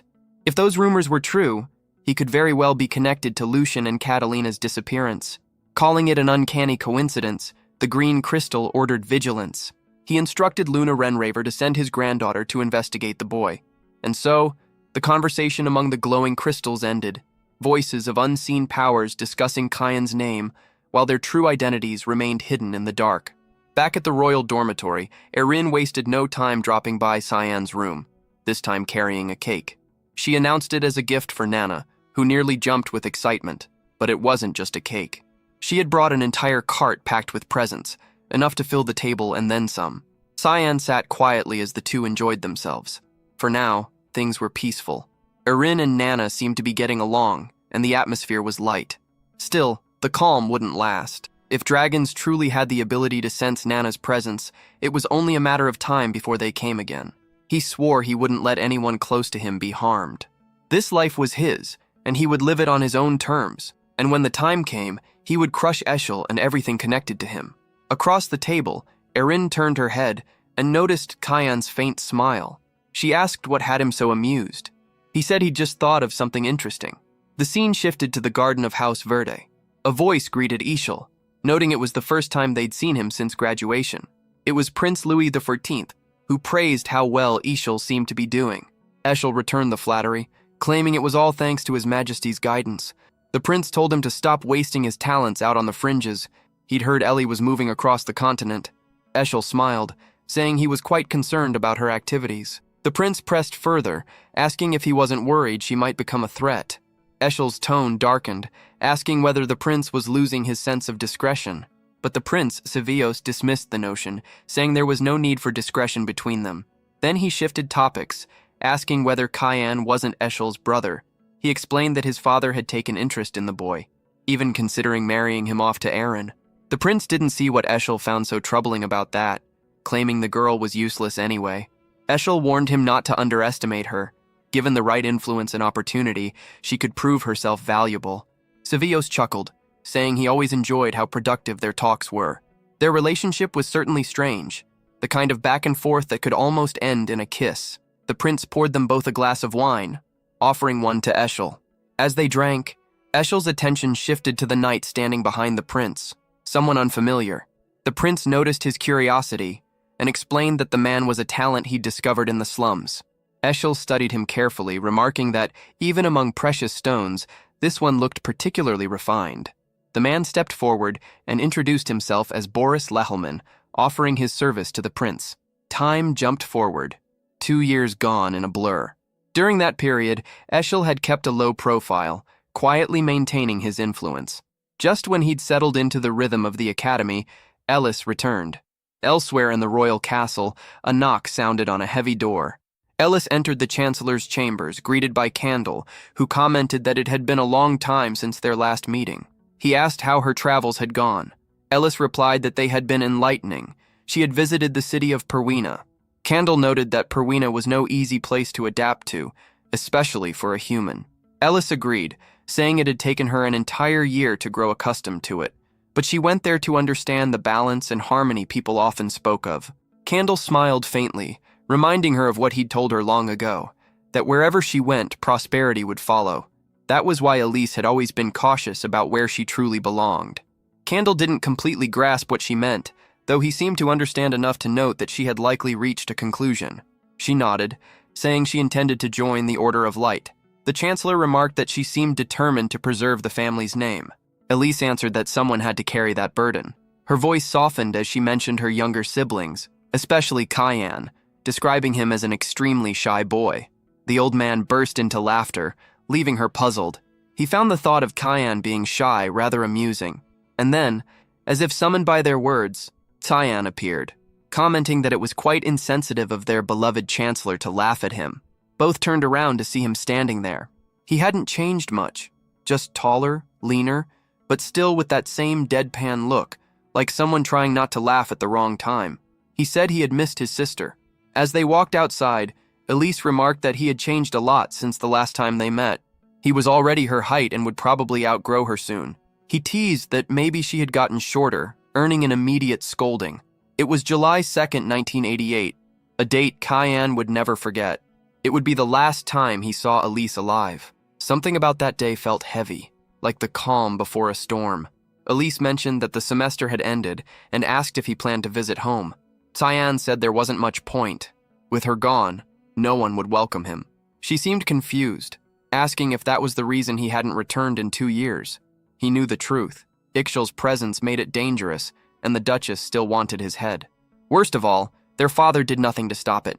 Going home would have been the same as walking into his own execution. Still, it was almost absurd.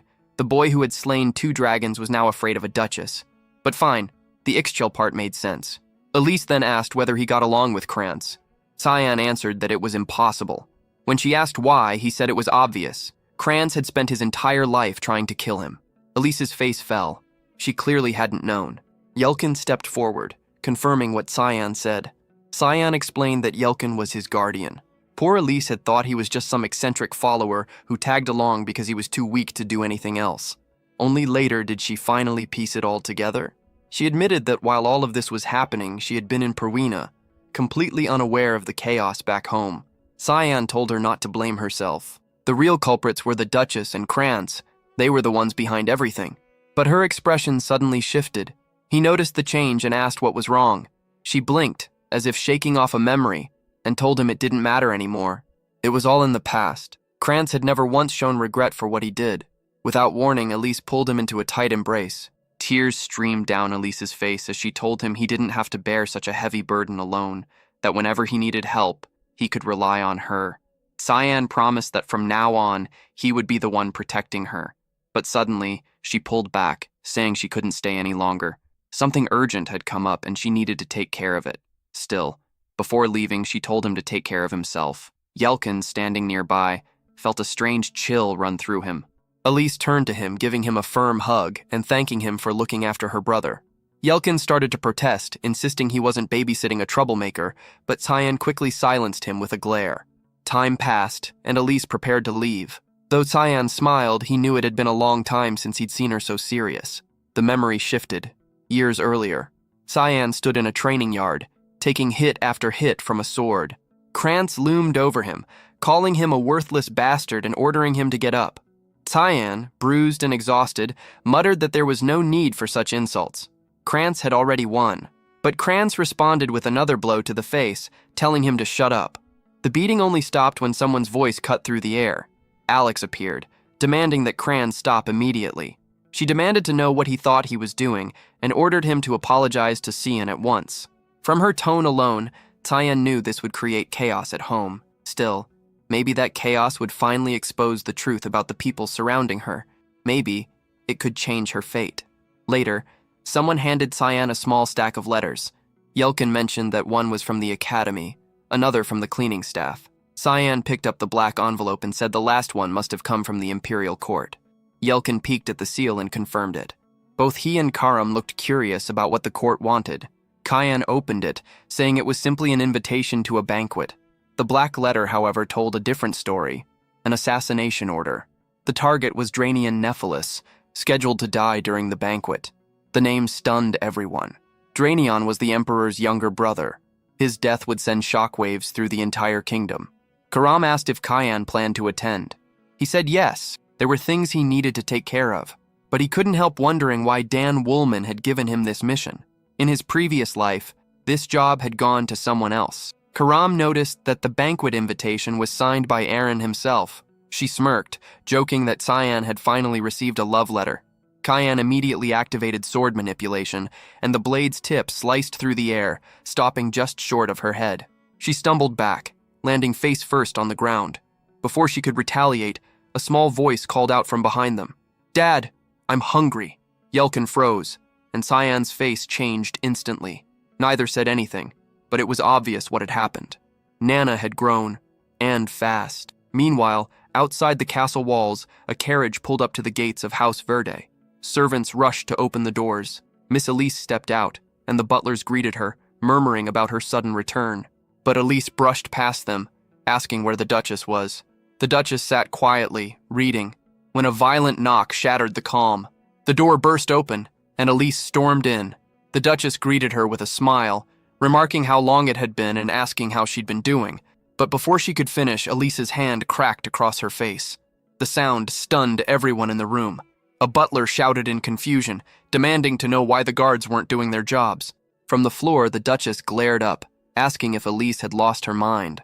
But Elise fired back that it was the Duchess who needed to ask herself that question, especially after ordering an attempt on Cyan's life. The Duchess froze, startled that Elise knew about it. Quickly regaining her composure, she denied everything, insisting she would never do such a thing, and asked if Elise had any proof. Elise said that asking for evidence was already proof enough. The Duchess snapped, screaming for the guards to act. She shouted orders, demanding they restrain Elise immediately. The guards hesitated, then charged forward, apologizing as they moved in. That was their mistake. Elise slipped past the first one and drove her knee into his throat. Blue light erupted around her as she summoned Undine, a spirit magic technique. In seconds, every guard in the room lay on the floor, unconscious or worse. The Duchess trembled, watching the chaos unfold. She ordered Elise not to come any closer and demanded to know why she was doing this. Elise's answer was sharp. Cyan's guardian had already confessed. He'd admitted receiving orders to kill the boy 2 years ago. The Duchess scoffed, calling it foolish to trust the words of a servant. But Elise cut her off, saying her time was over and that their father would hear about everything. Then she turned and walked out, leaving the Duchess shaking with rage. Alone, the Duchess muttered to herself that the girls still didn't understand anything. Duke Uke Williers only ever cared about one child, and it wasn't her. She immediately sent a messenger to inform him that Elise had found out about the assassination attempt and was demanding answers. Soon after, Elise confronted her father, She accused him of nearly getting one of his own children killed. The Duke didn't bother denying it. He said he had simply believed Cayenne would survive. Elise shouted that it was insane. The boy had been just a child, forced to fight 6 knights. He lived only because one of them had chosen to protect him. The Duke laughed at that, asking if she really believed such nonsense. That knight had been a mere servant, no one who could save Cayenne. Elise stared at him, horrified, and asked if he was saying Cayenne had defeated them all alone. The Duke stepped closer, saying she clearly knew very little about her brother. He handed her a sealed envelope and told her to read it. It was an invitation to the imperial banquet. He told her to attend in his place. It would be a good chance to relax and stop worrying about Cayenne. The boy, he assured her, was much stronger than she thought. She'd soon see for herself. The door slammed behind her as she left. Walking down the long corridors of House Williers, Elise's thoughts churned. How was she supposed to stop worrying about a 13-year-old boy who had survived assassination attempts and family betrayal? That was when a voice echoed down the hall, calling out to her, "Miss Elise!" Elise's face lit up the moment she saw Cecilia waiting for her. The knight rushed forward and pulled her into a tight embrace, scolding her for disappearing so long without even sending a letter. Cecilia Lean, a knight of the elite squad under the Order of Light, had been by Elise's side since the beginning, mentor, friend, and unwavering supporter. Elise asked what Cecilia thought about a change of scenery. It was time, she said, for them to head to the Imperial City. The scene shifted to a carriage rumbling down a forest road. Inside, Nana had her face pressed against the window, excitedly pointing out a small deer outside. The boys kept reminding her that she needed to practice hiding her tail. She focused for a moment, and it vanished completely. Cyan thought to himself that life was at least a little easier when she could hide her features. He asked if she remembered what he had told her. She nodded, repeating that for now, she was just his maid. Even so, he couldn't shake the feeling she was going to cause trouble sooner or later. Suddenly, a noise came from outside. Cyan asked Yelkin what was happening, and Yelkin reported that a group of mountain bandits had appeared. Poor fools. They really should have stayed home. Cyan ordered him to handle it quickly. Nana looked up in confusion, asking what was going on, but Cyan waved it off, saying it was nothing. Before the bandits could even finish shouting, Yelkin had already taken down the first one with a single strike. The rest of the group panicked, calling for their leader and charging forward. Yelkin remained perfectly calm, drawing his blade in a flurry of precise, consecutive slashes. Within seconds, every bandit hit the ground. He slid his sword back into its sheath, not a single drop of blood on it. Cyan told him to return to the carriage, and Yelkin confirmed that they were moving out. Elsewhere, in a dimly lit office, someone slammed a document onto a desk. The list of guests for the upcoming imperial banquet. Sarika glanced over it and thanked her aide. When asked if the plan should be delayed, she shook her head. It couldn't wait. The target had to die. Her aide hesitated, asking why there was such urgency to kill Draenion Nephilis. Sarika's voice turned cold. The man was a predator, using his power to prey on married women. The sooner he was gone, the better. And as if fate enjoyed irony, he also happened to be her fiancé. As she reviewed the guest list again, Sarika noticed one name that stood out. A student so frail that they rarely attended class, yet known as an extraordinary genius. Someone who had mastered 20% of all magic attributes. Lunov Renraver, granddaughter of the headmaster of Gurin's Academy of Magic. Sarika frowned. Lunov had been hidden from the world for years, guarded like a priceless jewel. So why was she suddenly appearing at this banquet? Her aide explained that Master Regans himself had ordered her attendance. That only made Sarika more uneasy. Whatever his intentions were, she didn't like where this was heading. Sarika was certain of one thing. Something was going to happen at the banquet. Naturally, that was expected. After all, she was planning to have her fiancé killed. Well, not by her own hand. She was sending Cayenne to do it. The scene shifted to the bustling imperial city as Cayenne's group arrived. Amid the crowd, Nana accidentally bumped into a man. The stranger barked at her, demanding to know what she thought she was doing, until she apologized with a confused look and asked what was wrong. If the man knew how young she really was, he wouldn't have been smiling that way. Instead, he turned red and bolted down the street. Nana, as innocent as ever, commented on how kind everyone in the city seemed to be, while Cayenne muttered under his breath for her to stay away from creeps like that. Her problem, he thought, was that she didn't suspect anyone, no matter how suspicious they looked. Then Yelkin noticed something off and told Cyan to look at her eyes. Cyan turned and immediately saw the problem. Her pupils had gone completely black. Nana blinked and muttered that she was hungry. When that happened, her body began to release a strange aura, one that could easily be tracked by anyone sensitive to mana. Cyan ordered Yelkin to take her to a restaurant right away. Without hesitation, Yelkin grabbed her and rushed off. A little while later, the two of them were surrounded by empty plates. Nana looked perfectly content. Cyan sighed, thinking at least he'd brought enough money, but something still felt off. There was an unfamiliar mana in the air. Then a voice cut through the noise. Someone approached their table, saying it was a pleasure to finally meet him, and asked if he was Cyan Vert. Cyan frowned, surprised she knew his name, and asked who she was. The girl ignored the question, pulled out a chair, and sat down, asking if he minded. Cyan stayed silent. She introduced herself as Luminaf, a new student at the academy. The name rang a faint bell in his memory. He said he didn't pay much attention to younger students, which was probably why he hadn't recognized her. She replied that it was understandable. No one else at the academy was as well known as him. Across the room, Nana whispered to Yelkin, asking if Luminaf was one of Cyan's friends. He shrugged, saying he had no idea, but she didn't seem particularly friendly. Luminaf glanced toward Yelkin, remarking that since he was sitting with a knight, he must be an academy employee, and that Cyan seemed surprisingly close to both of them. She added that he had a much kinder personality than she'd expected. Cyan responded flatly that there was no reason to eat separately. Still, he'd already caught on. Her praise was too frequent, too deliberate. For someone who'd just met him, she was acting far too familiar. There was something else behind this. Before he could press her, Luminaf asked if he planned to attend the imperial banquet. He said he was, and asked how she knew. Luminaf replied that it was obvious. Anyone from the academy stood out the moment they walked into a place like this. She added that she was glad to know they would see each other again at the banquet, since she had also been invited. At that moment, Cyan realized she must have noble blood at the very least. Then, just as suddenly as she had appeared, she stood up and said she had to leave. Before walking off, she told him to remember her name, Luminaf, and not to forget it. As she disappeared into the crowd, Cyan finally remembered who that strange girl was. Luminaf was the granddaughter of the Grandmaster of the Magic Academy. That alone made him wonder if the old man himself had sent her. Memories from his past life surfaced. Luminaf had died young, still a student at the academy. Some said her fragile body couldn't handle the stress, while others whispered that her death had come from the experiments she'd been forced to endure within the academy's walls. Now, Cyan realized things were shifting again. He was meeting people he hadn't crossed paths with in his previous life, which meant the future would no longer follow the same course. And the more he thought about it, the clearer it became. Too many people were converging around this banquet. Something big was going to happen. Elsewhere, Rin stood before a mirror, adjusting her hair. She turned toward Resumen and asked how she looked. Resumen gave a thumbs up, saying she looked incredible, the best version of herself so far.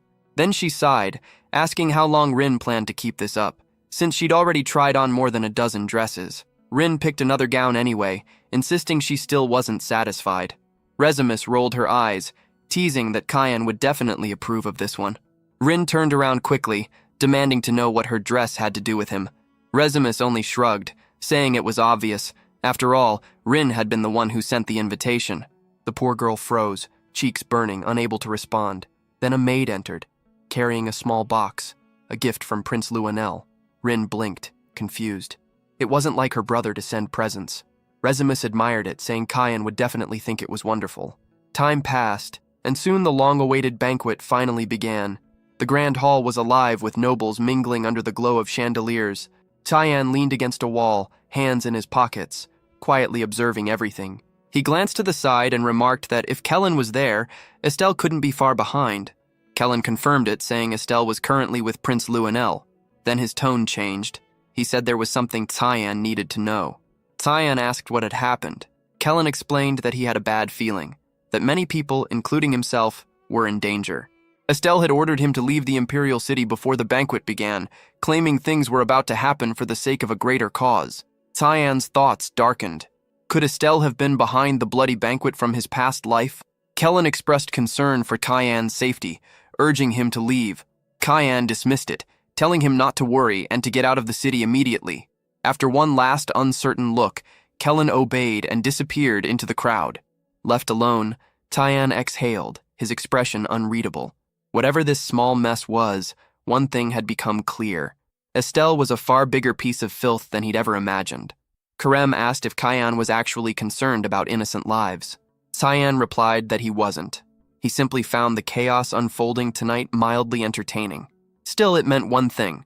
The assassination planned for that evening would have to be postponed. Elsewhere, Kellen activated a psychic link, his voice echoing softly in Sarika's mind, complimenting her dress. For once, he wasn't wrong. Then his tone shifted. He informed her that tonight's target would have to wait.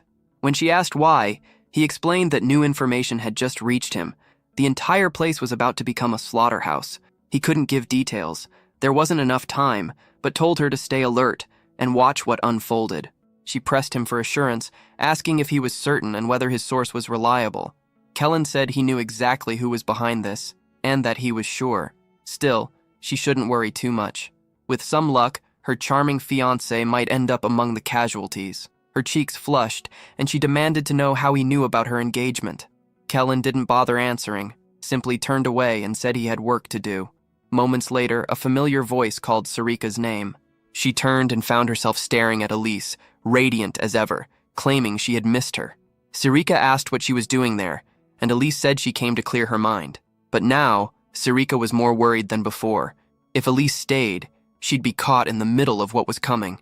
Before she could say anything else, a man's voice interrupted, commenting on the sight of two beautiful flowers in one place. Sarika's expression darkened. Of all people, it had to be him, her fiancé, the infamous Draenion Nephilis. That grin of his said everything. Meanwhile, Tyann met up with Yolkin and told him he had a job. Yolkin puffed his chest, declaring he was ready for duty. Tyann told him to calm down, thinking the man had grown way too confident lately. Maybe drinking dragon blood and all that training had finally gone to his head. He ordered Yolkin to head for the aqueducts and monitor the area. But Yolkin hesitated, admitting the place was dark and creepy. Tyann immediately regretted assuming he'd become fearless. He told him to quit whining and move. Then Yolkin froze, pointing behind Tyann. Someone suspicious was watching them. Tyann spun, lunging forward in a single movement, ready to strike. But his hand closed around someone soft, and a startled yelp followed. It was poor Emily, crushed under his grip. She looked like she'd seen a ghost. Tyann muttered an apology and released her. The scene shifted deeper underground. A hidden staircase where hooded figures descended, torches flickering in the dark. At the bottom, one raised a torch high and declared that the time had come. A voice echoed in the chamber, calling for all the servants to rise. Back at the banquet, Erin stood among the nobles, visibly irritated that someone still hadn't shown up. Her fingers brushed the pendant on her necklace as she sighed, thinking she should have expected this kind of behavior. Then a new presence announced itself. Yolkin, introducing someone beside him. Erin turned, recognizing the guest immediately. Lunov Renraver. Lunov bowed gracefully, saying it was an honor to be remembered by royalty. Erin smiled, saying she could never forget the prodigy from the kingdom of Gurren. As the voice of the empire, Erin formally welcomed Lunov to the banquet. Lunov Renraver complimented Erin's warmth, remarking that it would be wonderful if Tyann could see how kind she truly was. Erin blinked, caught off guard, and asked if Lunov actually knew him. Lunov replied that she'd spent some time with him the day before. Erin's expression shifted, a twinge of confusion, or maybe jealousy, crossing her face at the idea that the two were close.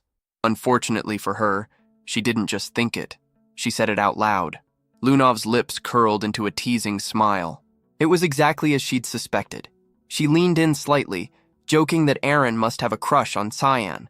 Before Erin could even stammer a reply, a scream cut through the air. Both women turned toward the sound. A noblewoman tried to call for the guards but collapsed, an arrow buried deep in her neck. Panic rippled across the hall. How had anyone managed to get inside? Because there was an assassin loose inside the imperial palace. A masked figure stepped into view, eyes locking onto Erin. His voice was cold and certain. The princess had been found. The scene shifted to another part of the castle. Nana cheerfully introduced herself to Emily, who stared in disbelief. Her knees gave out as despair washed over her. The new maid wasn't just younger. She was prettier, too. Emily turned to Tyann, asking if she was being replaced. He told her no, but his attention was elsewhere. He wanted to know why Ishil had brought Emily here. Emily explained that she believed Eshel wanted her as his maid. He'd even asked her to work for him. Cyan's expression darkened immediately. That answer didn't sit well with him.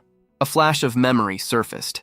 Eshel had once told Emily that she looked lonely since Cyan left for the academy. Now, back in the present, Emily said she'd refused his offer because her loyalty was to her lord. Cyan asked if she was certain, and she nodded, though she admitted Eshel wasn't giving up. After all, he was the one who'd arranged her transfer here. Cyan turned to Yolkin, ordering him to keep Nana and Emily safe. Things were about to turn ugly. He remembered that in his past life, Emily had never been in this place. Her presence here meant Eshel had been moving pieces for far longer than he realized, but this time, he wouldn't let his brother harm anyone under his protection. Chaos erupted outside. Emily suddenly held up a ribbon, saying Eshel had sent it as a gift for Cyan. She panicked, realizing she'd forgotten to deliver it earlier.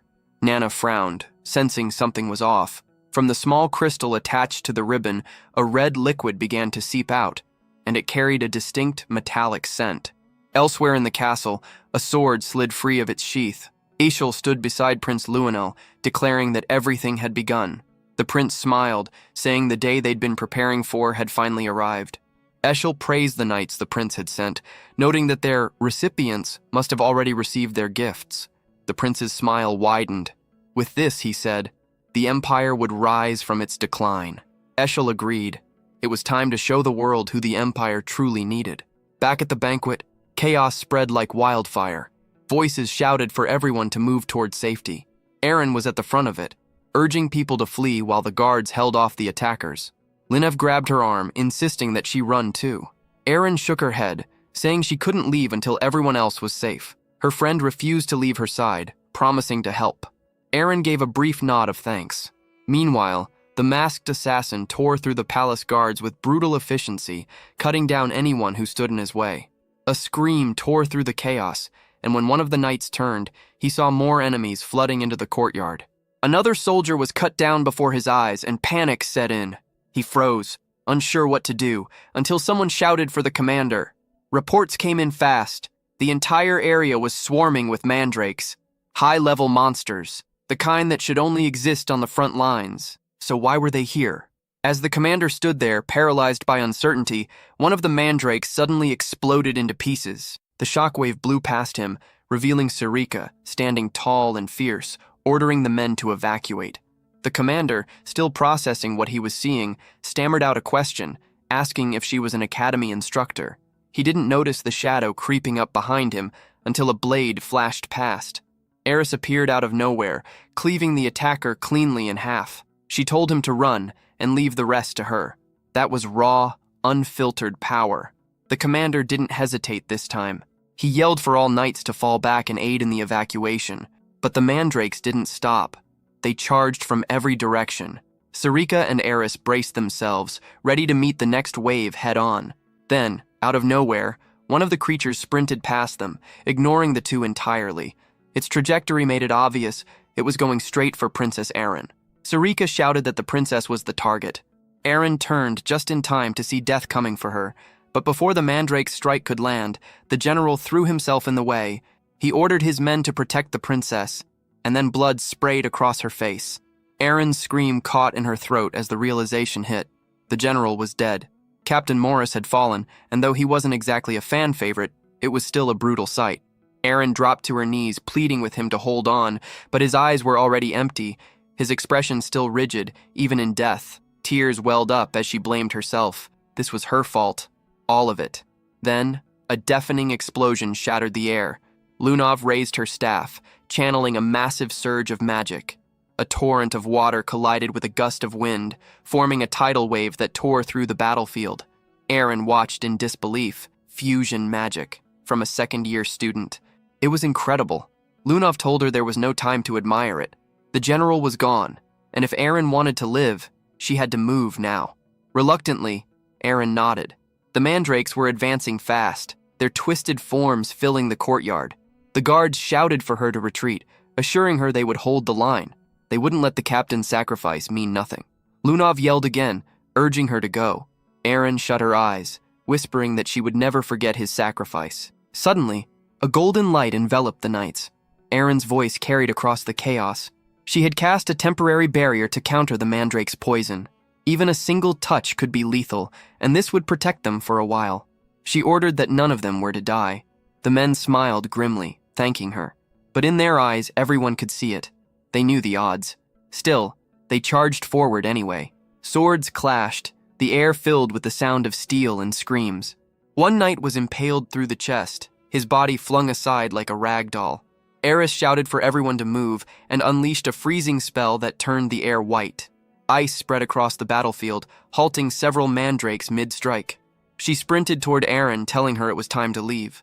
Aaron stared back, unsure who this powerful woman was. Eris stopped in front of her, sword still glowing with frost, and introduced herself calmly. Ellis of House Verde. The mandrakes roared, their screeches shaking the air, but Sarika was already moving, darting through the chaos like a shadow, cutting everything in her path to pieces. Steel flashed in her hands as she tore through the creatures with ruthless precision. The real issue, however, was that no one at the academy could discover that she was a dagger user. If they did, suspicions would immediately link her to the Mist Group. But judging by the devastation around her, it clearly wasn't the right moment to worry about that.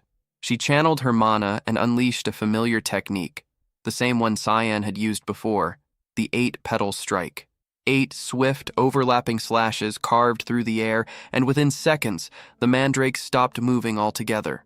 She barely had a moment to breathe before realizing that one of the knights behind her, Mike, hadn't noticed an assassin closing in. Not that it mattered. The attacker never got the chance to strike. His body was sliced clean in half before he even made a sound. Sarika warned them all to stay sharp. There were still countless enemies nearby. She only hoped Elise had managed to evacuate everyone safely. But beneath that thought, an unsettling sensation crept up her spine. Something far more dangerous was lurking. Meanwhile, Aaron sprinted down the corridors, mind racing. She couldn't stop thinking about the fact that Elise was Cyan's sister.